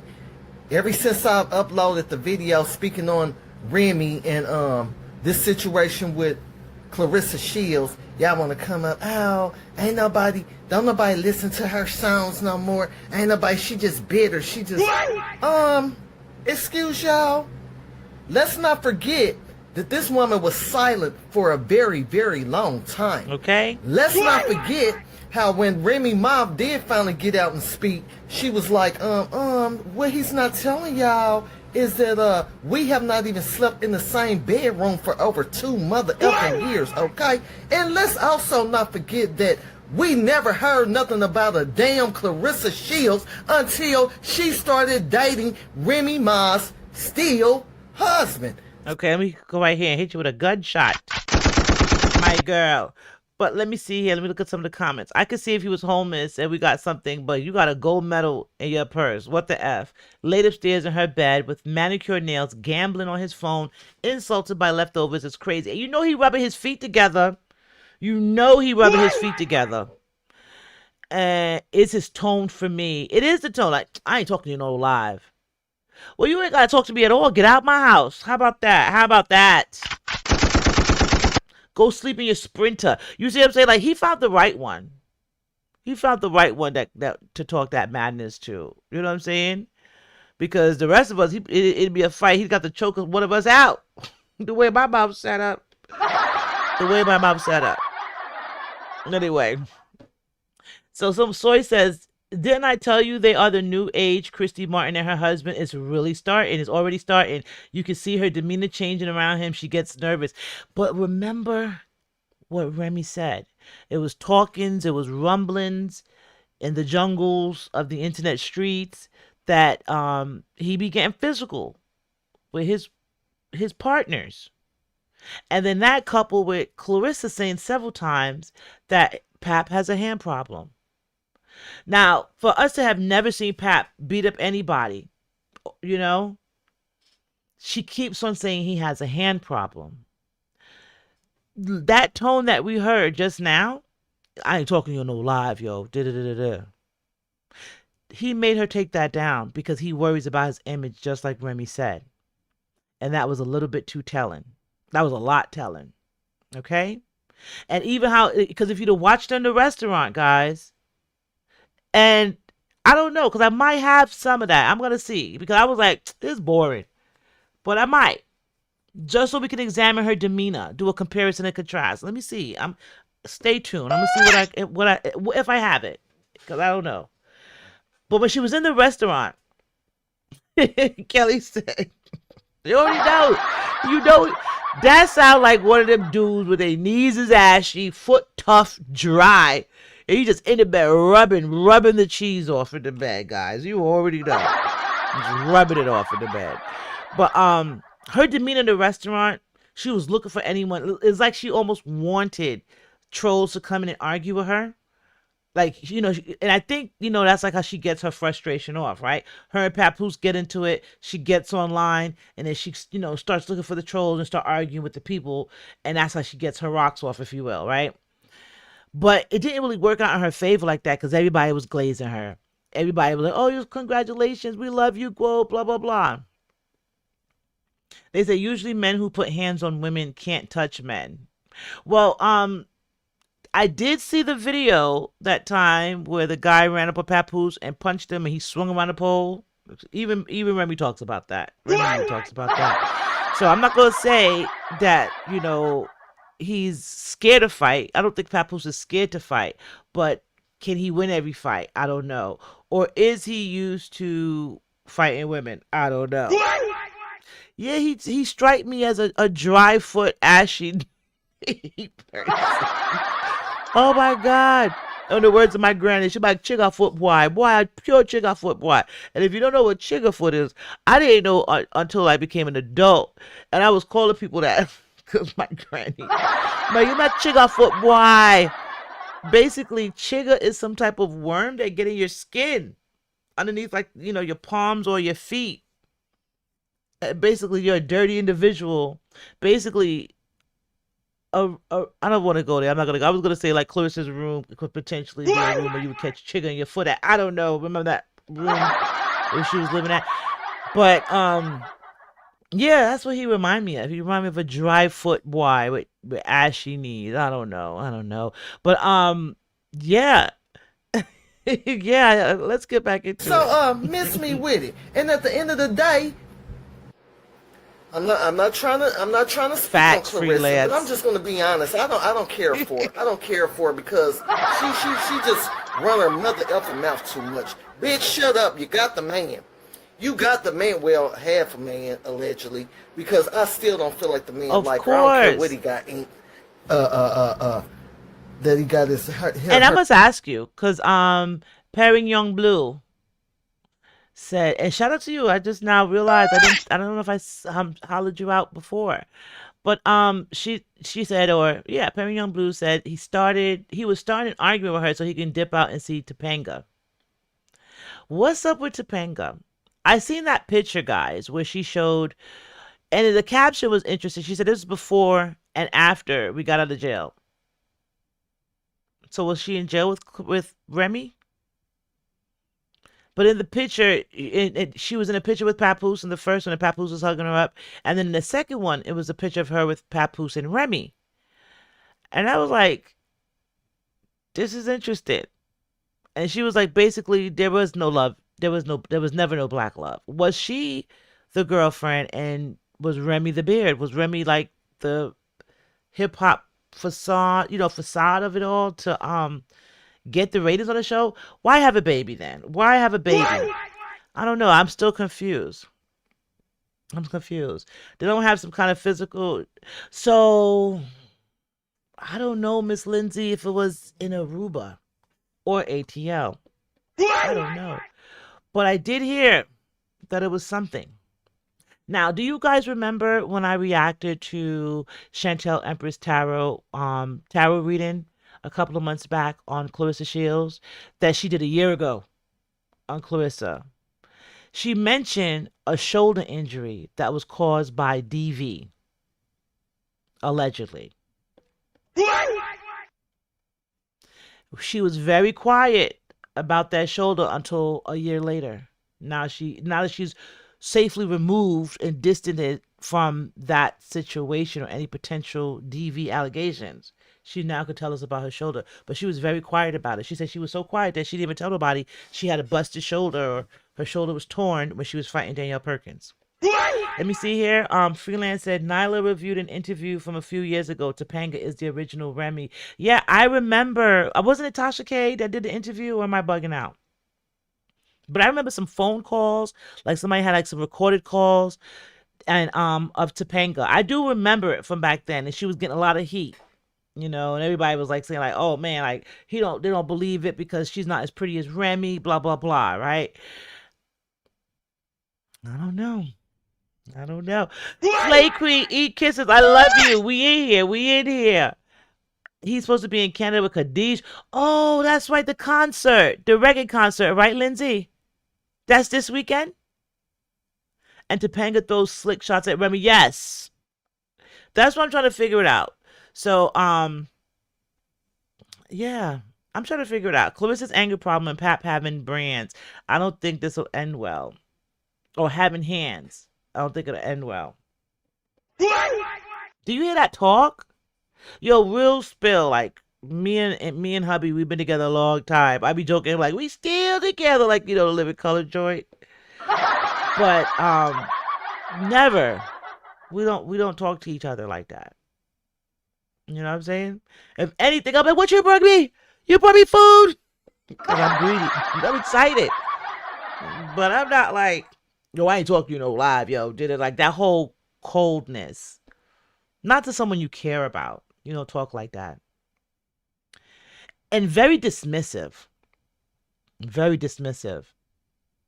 Yo, I told you I'm not talking to you live. You ain't talking live. Mm-mm. You don't want the food? Mm-mm. Do you want it? Do you want to put it in the microwave? Yo, I ain't talking to live. Like that whole play out, he's dismissive a lot. That should be a telltale sign for you, Claressa. Like, reevaluate that. If you're starting to feel like you got to put a lot more into it to feel the love from him, to get the little piece of performative love from him, girl, that tattoo ain't worth it. Look at your tattoo and look at his tattoo of Remy. I say equal or greater. It should have been equal or greater, right? Her name inked on his arm. Oh, who gives a damn? But at the end of the day, who heard of this woman? Who heard of Claressa until she started dating Pat? I heard of her before I that. never knew the woman but I was existed. taking it back. She's running. I would have never thought of her with Pat. I don't care for her. And I'm not even going to argue and go back and forth about it. Like I said, in Really, my Purple? opinion, she's... Wait a minute. Purple, you giving business in here tonight. Let me give you a round of applause. So let me tell you. Someone also said, I don't remember who, but someone said that neighbors around Claressa said that the police get called a lot to her home. It's like always a lot of arguing, and the police basically know her, because her family, they're loud, they always fighting, carrying on. You know what I'm saying? So, I could see that, it seems like arguing is part of her lifestyle with relationships, and then she's a fighter, so she doesn't think that there's anything wrong with fighting her significant others. So I could see that. I could see Tony catching the L behind the DV. He had to spend some time alone with his other woman, and spend some alone time with his other woman. Yeah. Yeah, because I'm mad at you. I'm disappointed in you. I'm out. I can't even sit here right now. I'm leaving. I'm taking a Corvette. Give me your debit card. Oh, you're not going to give it to me? I'm just going to take it out your purse. Like I did last time. True crime has his record. Really? I like true crime too.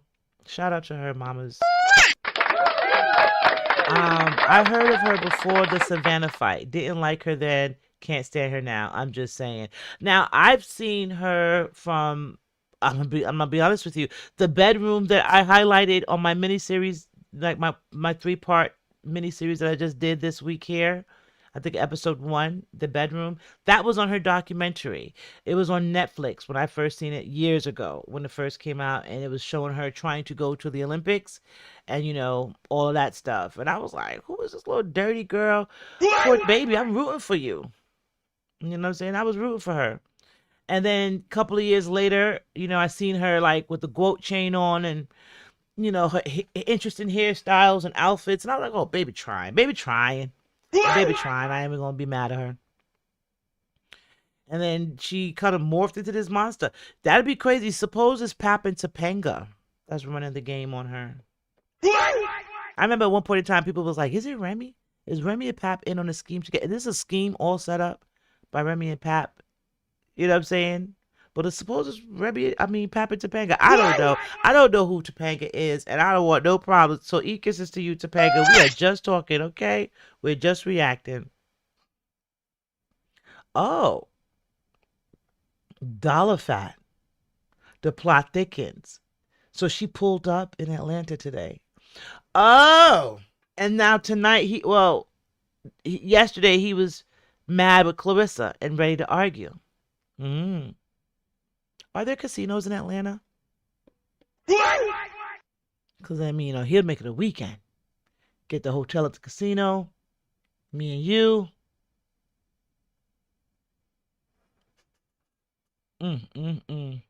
Let's get back into this because now y'all got my brain thinking. Because at one point in time, I was like, is this a scheme?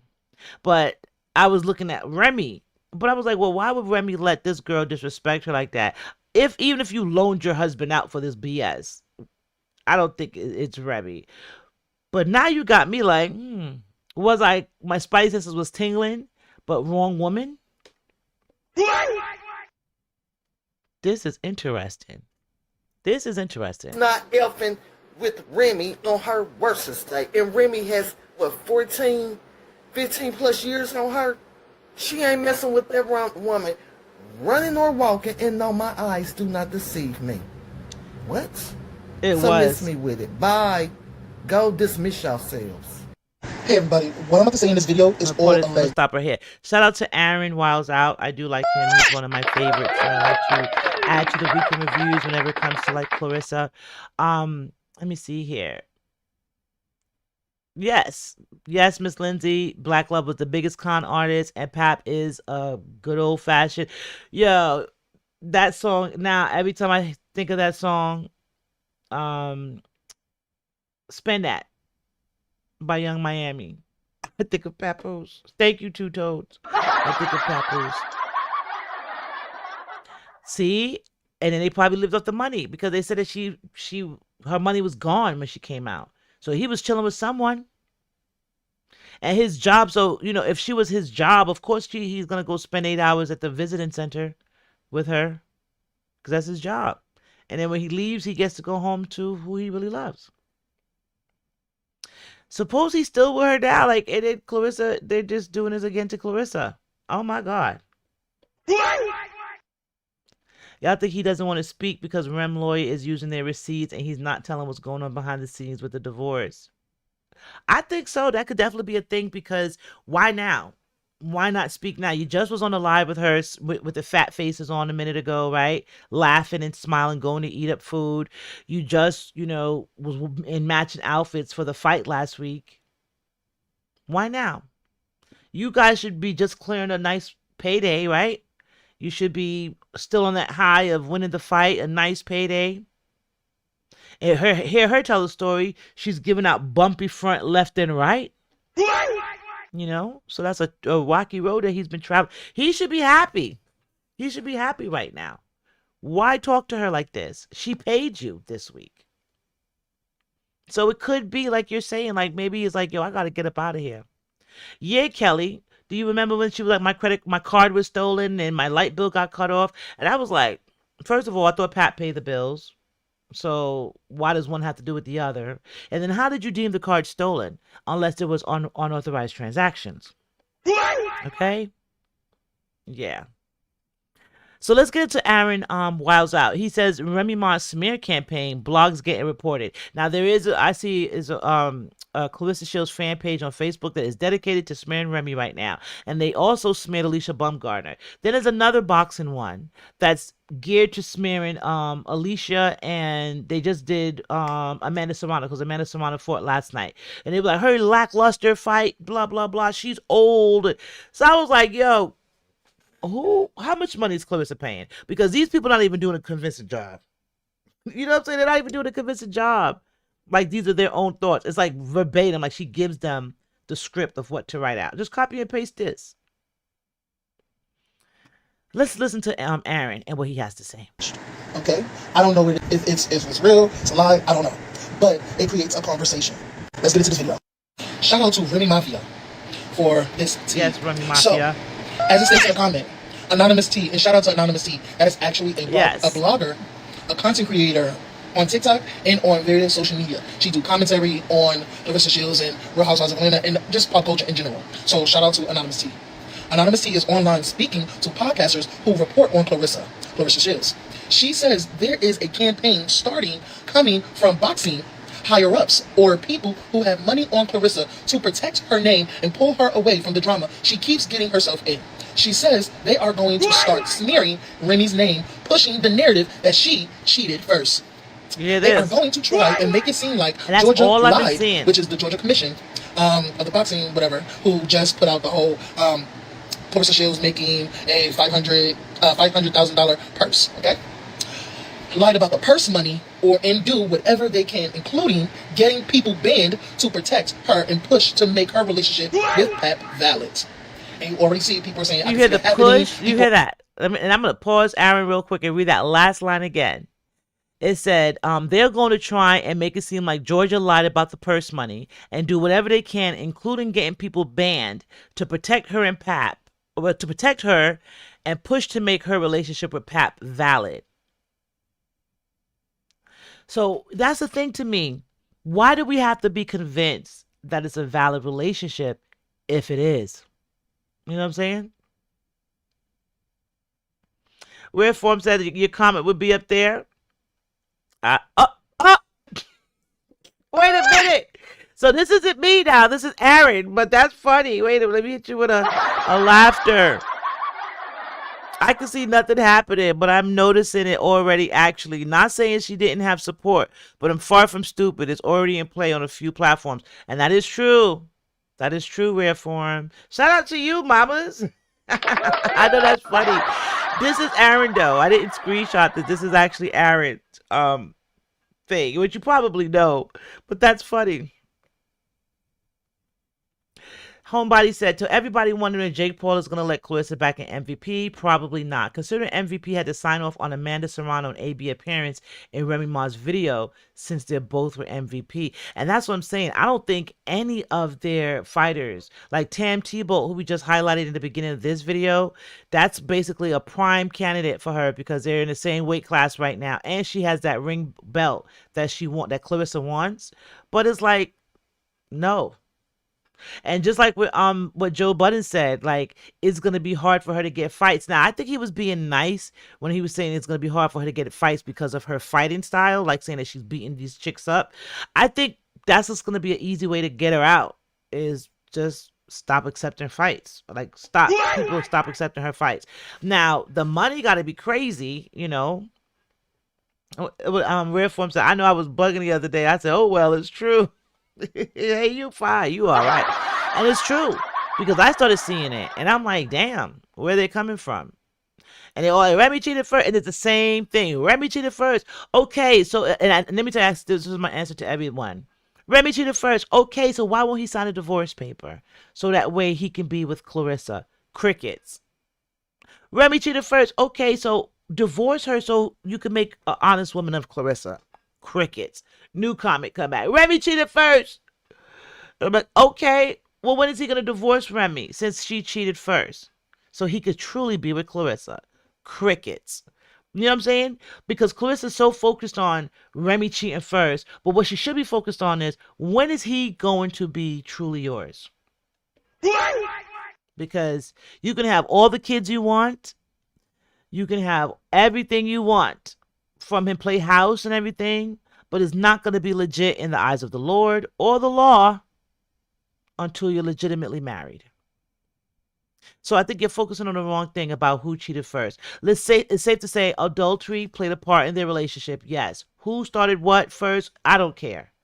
But if you are not going to be together and you've both moved on, well, Remy says she's single. Okay, so I'm going to take the woman at her word. She's single. But Papoose clearly moved on, and he's proven to the world that he's in love. So divorce her. Make an honest woman out of Claressa. Stop stressing Claressa out with this bullshit. Am I making any sense? But she doesn't see that. She thinks we want Papoose. I don't want no dude with no round hips that I got to carry over the threshold and carry financially. That's what you get when you get dating a nigga named Papoose. But let's continue. Let's continue. Are also putting their 2 cents. They see it happening already. And listen, it's already been happening, to be honest, because Claressa cannot stand when people call her out on her lies. Matter of fact, she took out one content creator on YouTube called Cooking with Frank. And also, I want to say this. They also reported his page. And I got those receipts. And shout out to Cooking with Frank. When I tell you Cooking with Frank is one of the most funniest content creators, he once had a YouTube channel, but Claressa struck him and his channel got terminated. He's now on Facebook, rallying up the Claressa fans. And child, he got God. He said, I have been reported. It changes nothing. LOL. It's temporary for me. I told y'all, helmet head. This is chess, not checkers. I anticipated this because I speak the truth with no regard for your feelings. Claressa Shields and her fans' website and podcast is coming up next. There will be no one to cry to. There will be no platform to report me to. Your cries will go unheard, and I will continue to keep my foot in her.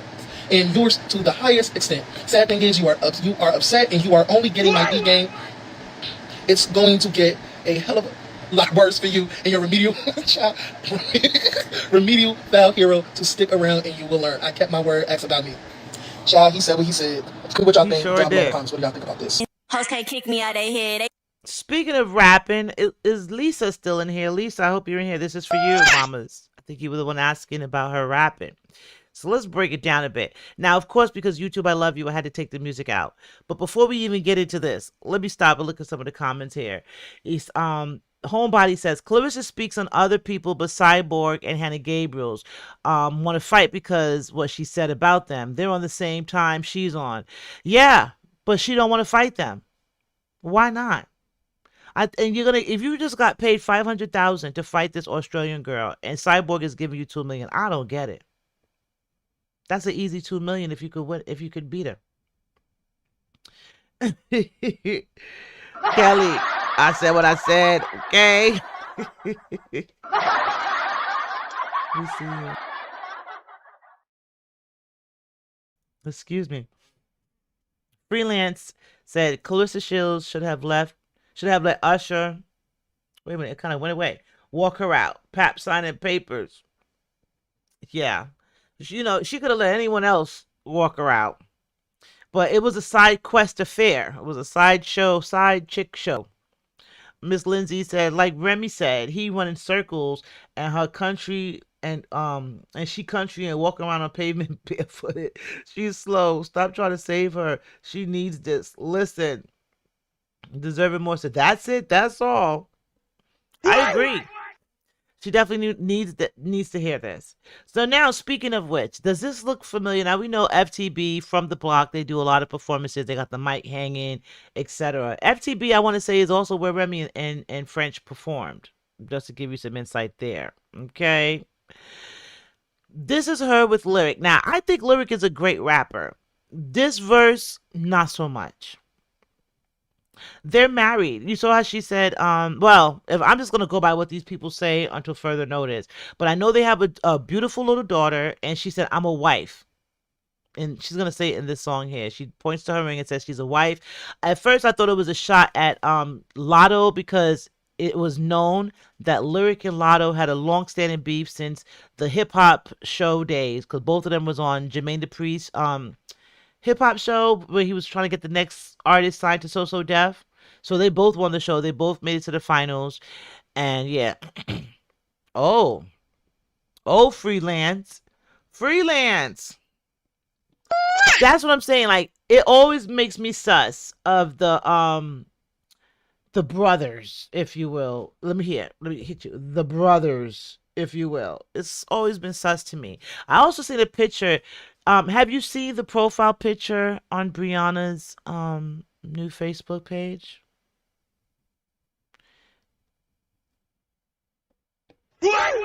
I'll leave that there. I challenge one of you all to go find it and tell me what you find. But while you all doing that, let's get into Lyric and Claressa's song. Now, the crazy thing to me is rap game, Purple. That's it, the rap game. But the triangulation of it all. Let's get into this. I recently said, I know that Lyric and Lotto don't really care for each other. Well, they didn't. I don't know. They might be good now. Her, hey, that damn Pebbles. Eat kisses to you all. Now, the song here, the verse in this song makes me feel like she still don't like Lotto. Okay. But leave it to Claressa. Claressa knew lyric rapped all these years. She know that's Shakur Stevenson's wife, aka the girlfriend. You know what I'm saying? Why would you? Because I had it over here. Let me see. I know I throw it away. I probably did. I was looking to see. I had it written down somewhere. If anyone remembers Bree's new Facebook page, please put it in the chat. It's a very weird name. It was like Nabazoo Shields or something like that. But that's a very interesting profile picture. Hit y'all with a what? So Lyric now has been around because this is Shakur Stevenson's wife, which is supposed to be Claressa's brother. Remember, Shakur Stevenson is the one that she broke camp. Remember, she was in camp in July of 2024, and she broke camp to go support Shakur because she needed to be by his side. Remember? His girlfriend was there. His wife was there, which is Lyric. Lyric is everywhere. Every time Shakur fights, she's there. Every time he's at a fight, she's there. All right. So you know she rap. But I feel like in a weird way, it seems like all of a sudden, the Lotto of it all, did she just find out that they had beef with each other? I don't know. But all of a sudden now, she's with Lotto at the event. And now she's in the studio with Lyric. Triangulation? Well, let's listen to these lyrics, which was offbeat. The whole song I couldn't get to. I couldn't get with it. They tryna get that rent back. In that Benz thing, chasing Ben Franklin. Ain't shit changed, bitches still hating. I'm a wife, baby, I don't need saving. Birds tweeting from they nest, I'm on vacation. Not even on their best day. Shit, not even on their birthday.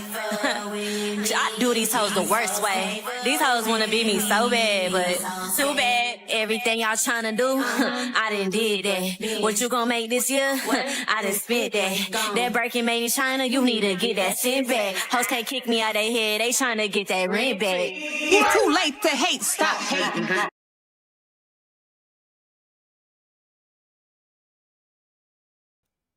Can y'all hear me? Before we get into the hoo-ha of it all from Claressa, because that's what Claressa be rhyming like she's in 1985 or 82 or 78. Hoo-ha! You know what I'm talking about, guys. But anyway, I don't know. I don't like this song. Lyrics. This is like a double entendre. That's it. Perrin Young Blue. She put it in the chat, guys. That is Brianna's new Facebook page. I challenge you all. I challenge somebody. Does anything look peculiar? Can you hear me now? Dollar Fat, can y'all hear me? Let me know if y'all hear me. Hello, hello. Hello, hello. Can y'all hear me? Thumbs up if y'all can hear me, because I'm seeing some speakers and some stuff, so I want to know if y'all can hear me. Hello, hello. But check out that profile picture. And that's going to bring us back to the press conference where Claressa had the gloves on. And I made an interesting comment there about what people were saying in the comments. Y'all tell me, 1 and 1 make 2? Or 1 and 1 make 3? But, yeah. So, interestingly enough, now we're getting into Claressa's rap. Thank you, guys. Thank you. E-kisses to you all. E-kisses. No, Dollar Fan. Okay. I'm with you now. I'm with you, guys. I'm with you. But, yes, we're gonna get through it. I kind of force fed y'all Papoose. I'm gonna force feed you some Claressa. Not long. Before I'ma get him, I ain't waiting. Chanel bag check, Cartier check, Van Cleef check, bankroll check. Yeah, I'm the greatest. I'm in that all white sports. Her and Papoose belong together, guys. And thank you, Dollar Fat. E-kisses to you. This is why I said, I'm going to do my part. And I am a real musician. Like, I do this every day. Like, you know what I'm saying? I may not, don't have the ability to buy views and the ability to buy my way into radio interviews. I saw something that earlier, somebody was saying how, and it was a celebrity. I see her face right now. But she was saying, and I'm going to spin the block on it because I might add it to one of my just randoms or whatever videos. But she said, newsflash, buddy, when you see these artists at places like this, they're paying. And which I already know. I already know that. And then it's even worse when you're a musician. You know what I'm saying? A lot of these places, a lot of these interviews, a lot of these, radio run-ups is payola. She's paying for these interviews. The breakfast clubs, the Tamron halls, all of those. She's paying for them. You know what I'm saying? And they do. Now, the Brorilla disc, I did hear it. It is fire. Is it really Brorilla? I feel like it's AI, though.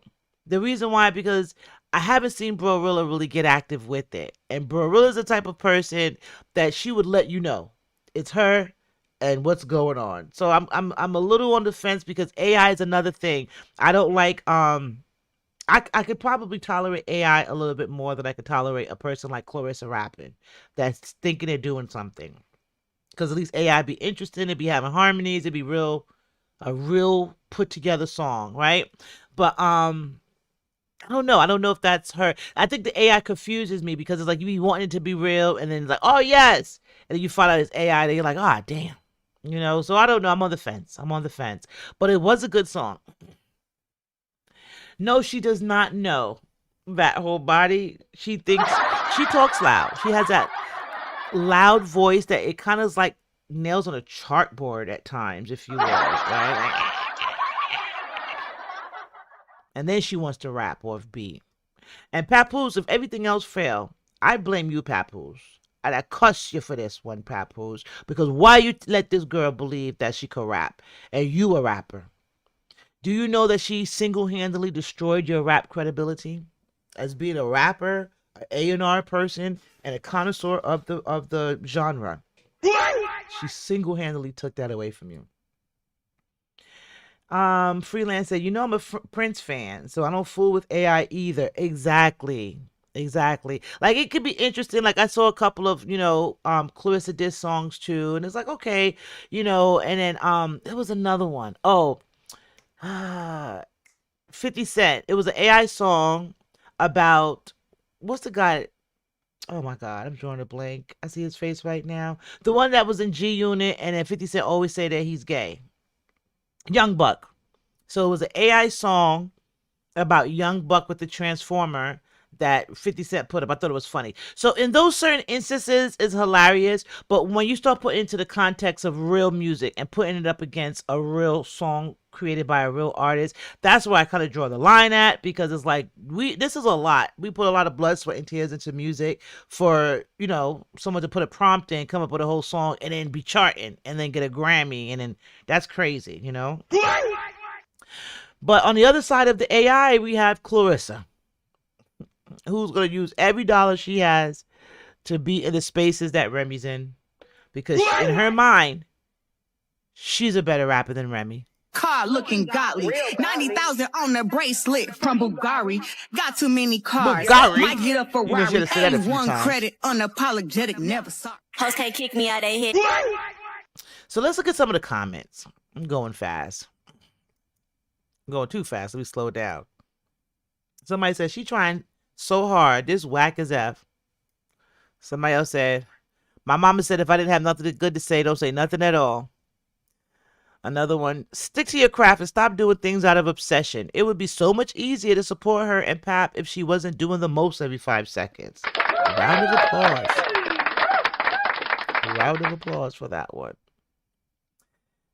And I agree, Miss Lindsay, they do belong together. I haven't really, and I agree with you. You know, he's definitely not on Remy's level, but he's definitely on Clarissa's level. Have you seen Pap dressing himself lately? He's wearing the same, like, cut-up jeans like Claressa wears. They have the same sense of style. And I think we just didn't really realize that his style was kind of tacky like that because Remy put her spin on it. She put her Remy Martha on it. Make the match or whatever like that. You see the outfit that they was matching in and the jacket, the shirt was unevenly hemmed. Somebody was like, I got some extra cloth. You want me to make him a shirt? And she was like, yeah, throw them together. You know? Look, somebody said, she threatened to beat you up or something. Get her off your song. Yes.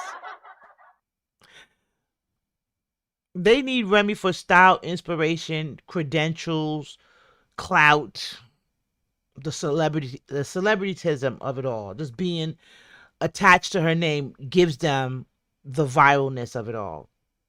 But is it really working?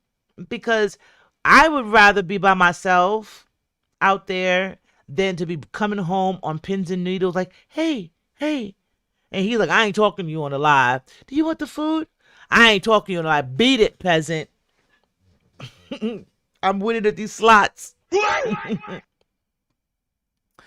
But yeah, a lot of people was not feeling this song, and a lot of people was really disappointed in lyric because of this song. They said, now why is she trying to use this little girl to get at Remy? They said, Papoose wrote the verse, but she rapping like Bun B. I don't know. They said, what in the lace and faux feather is going on here? They said, I wish we could just hear the laughs in the comments. Wait, somebody said, let me go back. Somebody said, what in the lace and faux feather mess is going on here?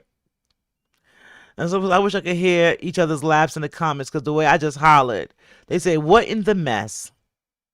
Sound a mess. Check. Lyric, don't do this again. Lyric, I agree with that comment. Do not do this again. I know you got to tolerate her and pretend to be her friend because you're her husband. But just leave it right there. Just leave it right there. Don't do this again. Even you standing next to her, you looked a little corny. And I think you're a very cute girl with style and grace. So don't do that no more. Now next time, and you battle really good. That's the thing, like Lyric really raps. She really raps.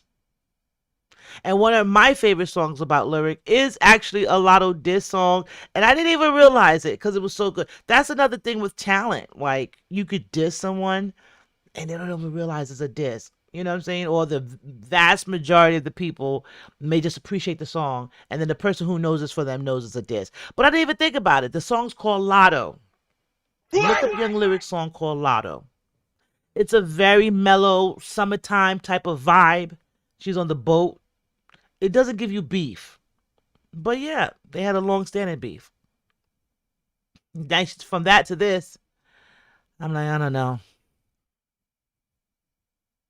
She out here with Clarenzo. I don't know. So look, ain't this FTV? I knew I wasn't bugging. This is straight from the block. The same. So she went and paid the same platform to perform because that's what you do. So Claressa went and paid the same platform to perform that Remy and French and Max B performed on because all she's been doing is chasing Remy's high. And she's trying to see what she can do to get one up on Remy. So look familiar? Let's hear Remy though. Let's enjoy a Remy break real quick. This New York City, French, Max, B, Remy, always the one, never the two. Told him find something stupid to play with, he picked you. Since I've been gone, it's so crazy. I put a do-rag on and got wavy. I'm that bitch, went orange with the black tips. Yeah. I went Fox on a whack bitch. Speaking of Fox, what's this, a chinchilla? Rare form, you hit it on the head. Let me look at the camera, rare form. We are calibrated. Destiny swapping, monitoring spirits, all of the above. I don't like it. It was it's a cartoon series. I be falling down all types of rabbit holes, guys. It's a cartoon series on YouTube. Gosh, I wish I could remember the name of it. But it's like, if it's not Caribbean, it's like Indian, like the storytelling, but it's very interesting stories that they tell, and it's biblical, or it refers to the Bible, right? So it'll tell a story about a monitoring spirit, right? And that's what made me think about this in particular. And the cartoon was talking about a girl who was, I feel like they were in the Caribbean, right? And she was going to abroad to go to school to become a doctor. And at first she couldn't, everything she was doing, she couldn't make it. She couldn't get to go on the trip. And then her mom was like, stop telling people, about the trip or whatever. And then she ended up going. And the aunt, it was like an aunt or somebody, it was a family member that kept on trying to find out about the girl in her abroad, studying to be a doctor. And she would go and ask the mom, like, how's she doing? How is she doing abroad? And the mom was like, oh, she's not doing good at all. She's not doing good at all. And she'd be like, okay, good. Because the monitoring spirit and the other person just wanted to keep tabs on the girl because she hated her and she wanted her downfall, right? It's an interesting cartoon set of series, but it made me think of this one. Look at this outfit, though. As I was talking, though, I just be talking and rambling, and then I look up, and then it's like, it's what? What the hell is going on here? First of all, do you see her twin sister / stepdaughter behind her? Chanel 9. Let me put my mouse on it. That's her twin sister / stepdaughter, Chanel, who's all for the monitoring spirit and destiny swapping of it all. And I was about to put my hand over, but I ain't gonna do that. But imagine like down here, I don't know if this was a good choice of outfit. Right here. And I'm part of the itty bitty titty committee myself. Like, I swear I've been wondering that my ex was one. I just seen something recently and she mimicking everything about me, even dressing her new wife like me, and it's weird as F. I'm telling you. It be out there. I don't know if I told y'all my story, but I had a monitoring spirit on me when I was in college, right? And she would be like, let's go to the mall, and then I'd be like, I don't got no money. Like, I don't really like to window shop, you know what I'm saying? So I'm not going to go to the mall. And she's like, yeah, it's fun. Let's go to the mall. We're college kids. So what do we do when you're bored? You go to the mall. So we go to the mall. And she was really just taking me to the mall to see what I picked out or see what I gravitated towards. So I really wasn't, really that type of person to be all window shopping and like thirsting over stuff. But it was a pair of sneakers. And I kind of did it on purpose, too. It was a pair of sneakers that I thought they were fresh. And I was like, oh, my God. But I went super crazy over them. Just to see. She showed up at my house the next morning in those sneakers. Monitoring spirits. And at points in times like that, you got to be like, cut, snip, no access. Access denied. But you might know why we're here. See, freelance? Yeah, and it's like you'll be just chilling with them because you're still giving people benefit of the doubt. Just like Remy gave Claressa benefit of the doubt. You know what I'm saying? Remy was like, oh, she's a young girl. She's trying to, better herself, dress better, become more. And we seen how Claressa looked out in them streets. No one cared about Claressa publicly. So I'm surprised she has a whole team in place now because where were they a couple of years ago? So I could see where, Remy took a little bit of empathy and pity on her. It was like, you know what? I'll help you out. Let's get some fashions together. Not realizing she was really priming her up to take her man, I guess. Or, and the way I feel about it is if Papoose went with the Claressa after a Remy, Claressa is where he deserves to be. I hope I'm making sense with that one. But if you was to put your, I don't want to be so mean, but if you was to put your hand over her face, would you still think that's a woman? I'm just saying. All right, let's continue. Have we seen this before? Like oh, what? We have. Like a coach bag, baby, this is what you want. If I ask for all I want to hear is yes. Bitch says she want to be my op, God bless. Did y'all see that?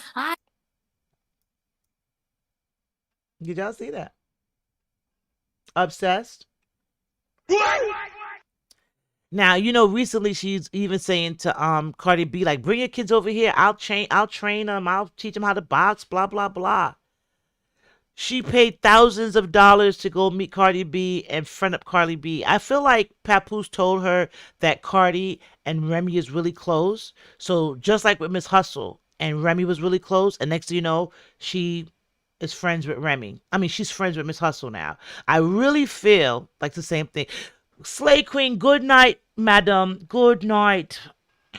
Because it was, I know it's late for you over there, so kisses to you.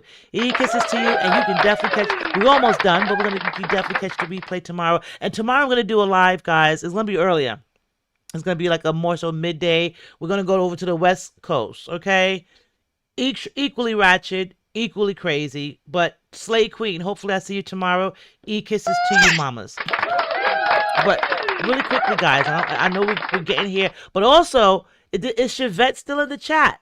If Chevette is in the chat, give me a thumbs up, because we're getting close to midnight here on my time, and I would love to to give her official happy birthday ring in if she's still here. So let me know, Chevette, if you're in the chat. But other than that, do you see this with Cardi B and this jacket? She's obsessed not only with Remy, with Cardi B, and you can see she takes from all of them. Look.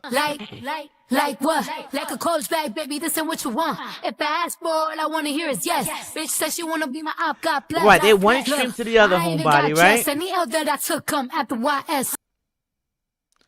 So that was really it with them.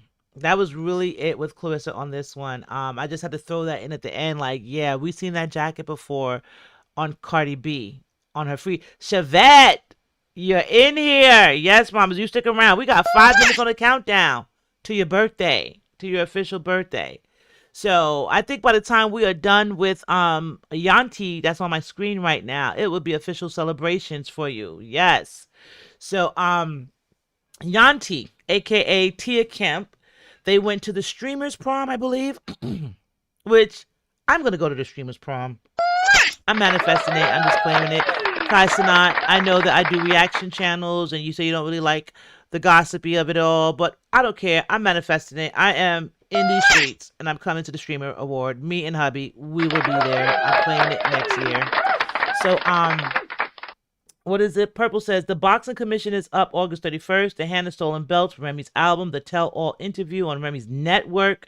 She's going all out with controlling the internet. Let me tell you, I can't wait for that Tell All. What is Remy dropping? I saw that today. I actually shared that in my Instagram story today. My eyes are like this. I'm looking for that Tell All. Looking for it. We got 4 minutes on the countdown, guys. Somebody keep me honest there. We got 4 minutes. And then we're going to throw it up for Chevette. But this is Yanti. Tia Kemp. She's a content creator in her own right. Remember, I reacted to her. I said she'll call you, anybody up, and custom out for you. She's also the mother of Rick Ross's son. Right? The son that looks just like Rick Ross. That's her child. Well, Yanti went from Rick Ross to YN, and his name is ATME. He's also a streamer. He's very popular. He's from Houston. His name is ATME. Now, a lot of people are saying that it's a gimmick that they're doing. It's a thing that they're working on. If it is, it's like Adrian Broner and Dean the Great. Adrian Broner and Dean the Great, they're wearing matching outfits these days. They're streaming together and they're making lots of money. So if people are coming together to do this and make money, hey, listen. Well, let's get into Yanti. She went on the prom, to streamers prom, with ATME, her aka her YN. So Yanti and YN. And let's watch that. What is y'all doing? Because I'm ready to go. It's hot out here. I'm gonna see you want to open your eyes. Where's my phone at? My phone. Don't worry about your phone. All right.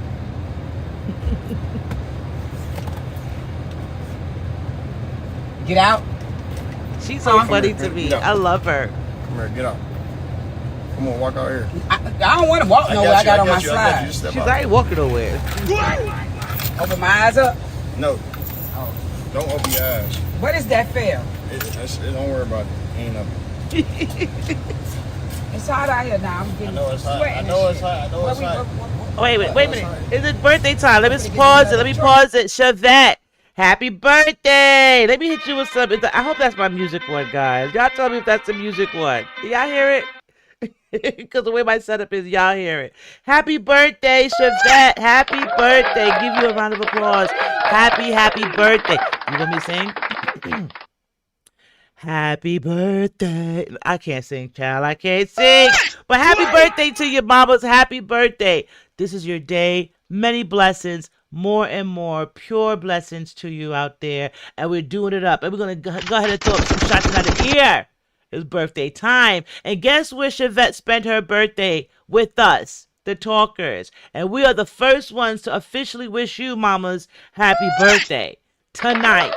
So this is a great one. This was a great life for me, for sure. So kisses to you. And this is going to be the start of your day. You're starting out your birthday great. You're having it right here with family, because we're family over here in this chat. And then now you're going to enjoy it with the rest of your family. So you have a blessed day. And then tomorrow, if you feel like coming back for our, Sunday chat, I'll be here. I'll be here. But definitely want to make sure we got you that happy birthday. Yay! Throwing up the hearts. I love it. I love to see it, guys. Leo, is it Leo? Are you Leo or Virgo, mamas? Because it's the 23rd. I'm thinking this is Virgo. Tell me, Chevette, what you are, Leo or Virgo? Wait, happy birthday. Yes, everyone tell Chevette happy birthday. And blessings on blessings. Nothing but pure blessings and pure manifestations. Everything you want shall be yours. Amen. Let's get back to Yanti's proposal. Tell me if this is was this a cool proposal or what? No. What? What the hell is what you supposed to be damn doing? What is y'all doing? Because I'm ready to go. It's hot out here. Boy, find somebody to play with. Is this real? Look at your teeth. Where you get this from? Don't worry about all that. So what you trying to say? What did you see it. You know what that means. What? You bought me a gift? Yeah, no. I'm trying to make you my wife. You got me all right. You got me my wife. All right, yeah. Yeah? Okay, yeah. I give you this. I'm for real. You for real? Yeah. All right, so we out there. So what that mean? We engaged? So what that mean? We engaged? Today? Today, right now. Look, we engaged. Right now. No more games. I ain't playing with you. Okay, come on. Yeah. Come on, yeah. Come on. That's how she accepts the marriage proposal, guys. She said, wait a minute, right now, we engaged? Okay, come on. Yanti is hilarious. Tia said, we engaged right now? Okay, come on. Yeah. What the fuck you got going on? Now, you know what you trying to do? Yeah, all that shit cut. I don't care about all that. So, yeah. Look at her. She's examining the ring. Yeah, we need that diamond tester they had. I'm not thinking it's that diamond tester. I didn't record it when I got it. I knew you was going to ask that. Imagine somebody proposed to you and you're like, come on. You already know it's going to be a rough it's going to be a strong marriage you're going to have to endure with Tia. She's like, come on. Look at her. She said, now she need a diamond tester for that ring. I need that. Listen. She said, I need a tester. I need a tester. It's kind of off a little bit. But that's them blanking out. Boy, find somebody to play with. Is this real? It's all. This is marriage, not chat. We going on a honeymoon or something? Because that's what we need to do. That's what we need to do. What I tell you, yo, my God, I love Tia. And when I say, you hear me over here laughing crazy. Listen. Oh, well, all right, come on. No. Wait, let me go back. Because that's what we need to do. Kiss. No, I ain't finna kiss you like that. Oh, well, all right, come on. Come here. Tia is no joke. Oh my God. She's so scary, chat. Us married, not chat. Yes. Scary. Us married, not. You definitely did Frankie Beverly and Maze. Bullshit, man. Not stirring up bullshit. I told you all kind of people been texting me and calling my motherfucking phone. Oh, you They ain't going nowhere no more. That shit done. My ear? Oh, that's that wow. Shit done. Damn. That shit done. You ain't going nowhere. Oh, okay. What size shoes Look you at wear? them. And what all you want? And they've been together ever since. I don't know what they got going on. That say 40 ball. They asked her how old you is. Say 40 ball. What's your name? 40 ball. How tall you is? 40 ball. Oh, okay. What size shoes you wear? 40 ball. And what all you want? 40 ball. In life, right? 40 ball. That say 40 ball. I don't know. They're growing on me, guys. These two are growing on me. What's your name? 40 ball. How tall you is? 40 ball. Oh, okay. Now, what size we shoes know you it's wear? not real. It's And what all you it's want? like some streaming stuff, In right? life, right? But they're funny. Nuts on me, so I took it there. Yeah, Look at, fuck look you at, mean? look at You her. know to put hoes on their back. You put your niggas up on their feet, especially when they certified. Took their time and ain't screamed. Now Never this got part, hoes. I was like, I think they're growing on each other.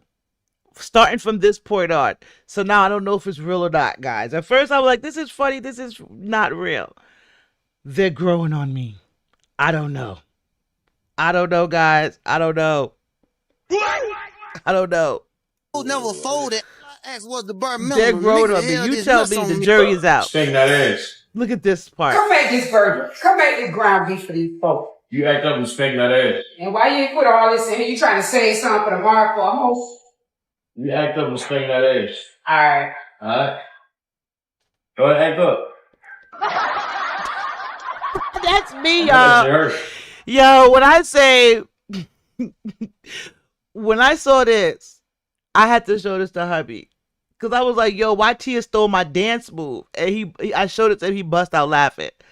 I could tell you right now that I love Tia. Hey, unicorn! Hey, mamas! Happy Saturday to you. Look, right? I think she stopped talking about it. Listen, Chevette, ever since ATME has her occupied, she's been cooking. First of all, she told him in the beginning she ain't cooking for no man. Couple of posted, you know, after the she accepted the proposal, like, come on, right? After she accepted the proposal, they've been chilling. She told him she ain't cooking for him. She ain't cooking for no man. Next scene, she cooking for him. Alright. And then he over there talking about you act up, I'm gonna spank you with the cutting board. She started acting up. I think they're hilarious. I don't know why this makes me smile. I don't know what they got going on. Go ahead, act up. Look at her. She stole my I know moves, that y'all. hurt. Serious business. She stole my moves.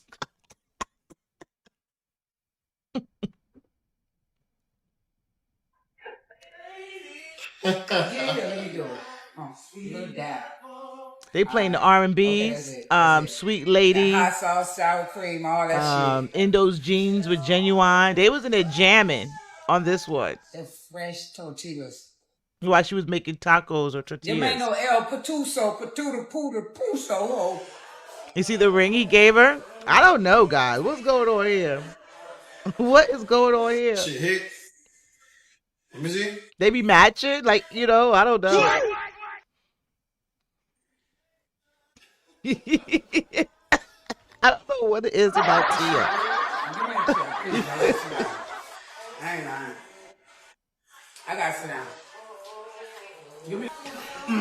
And if you watch this, like they had the slow music playing, it was so hilarious.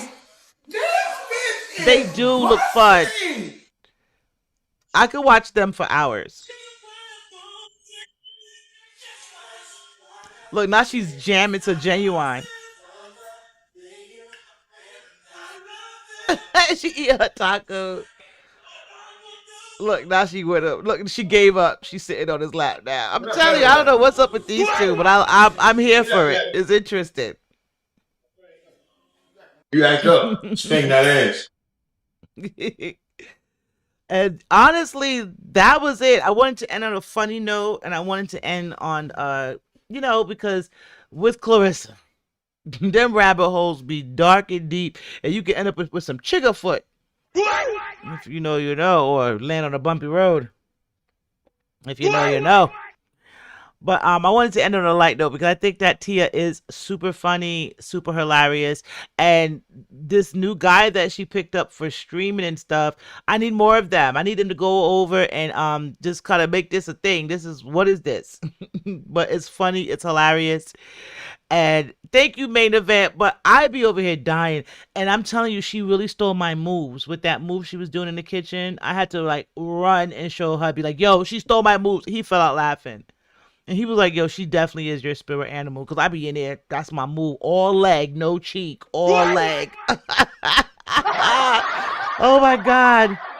Oh my goodness. But let's recap a little bit. Chevette said, I believe a relationship more realer than Papoose. And right, this one.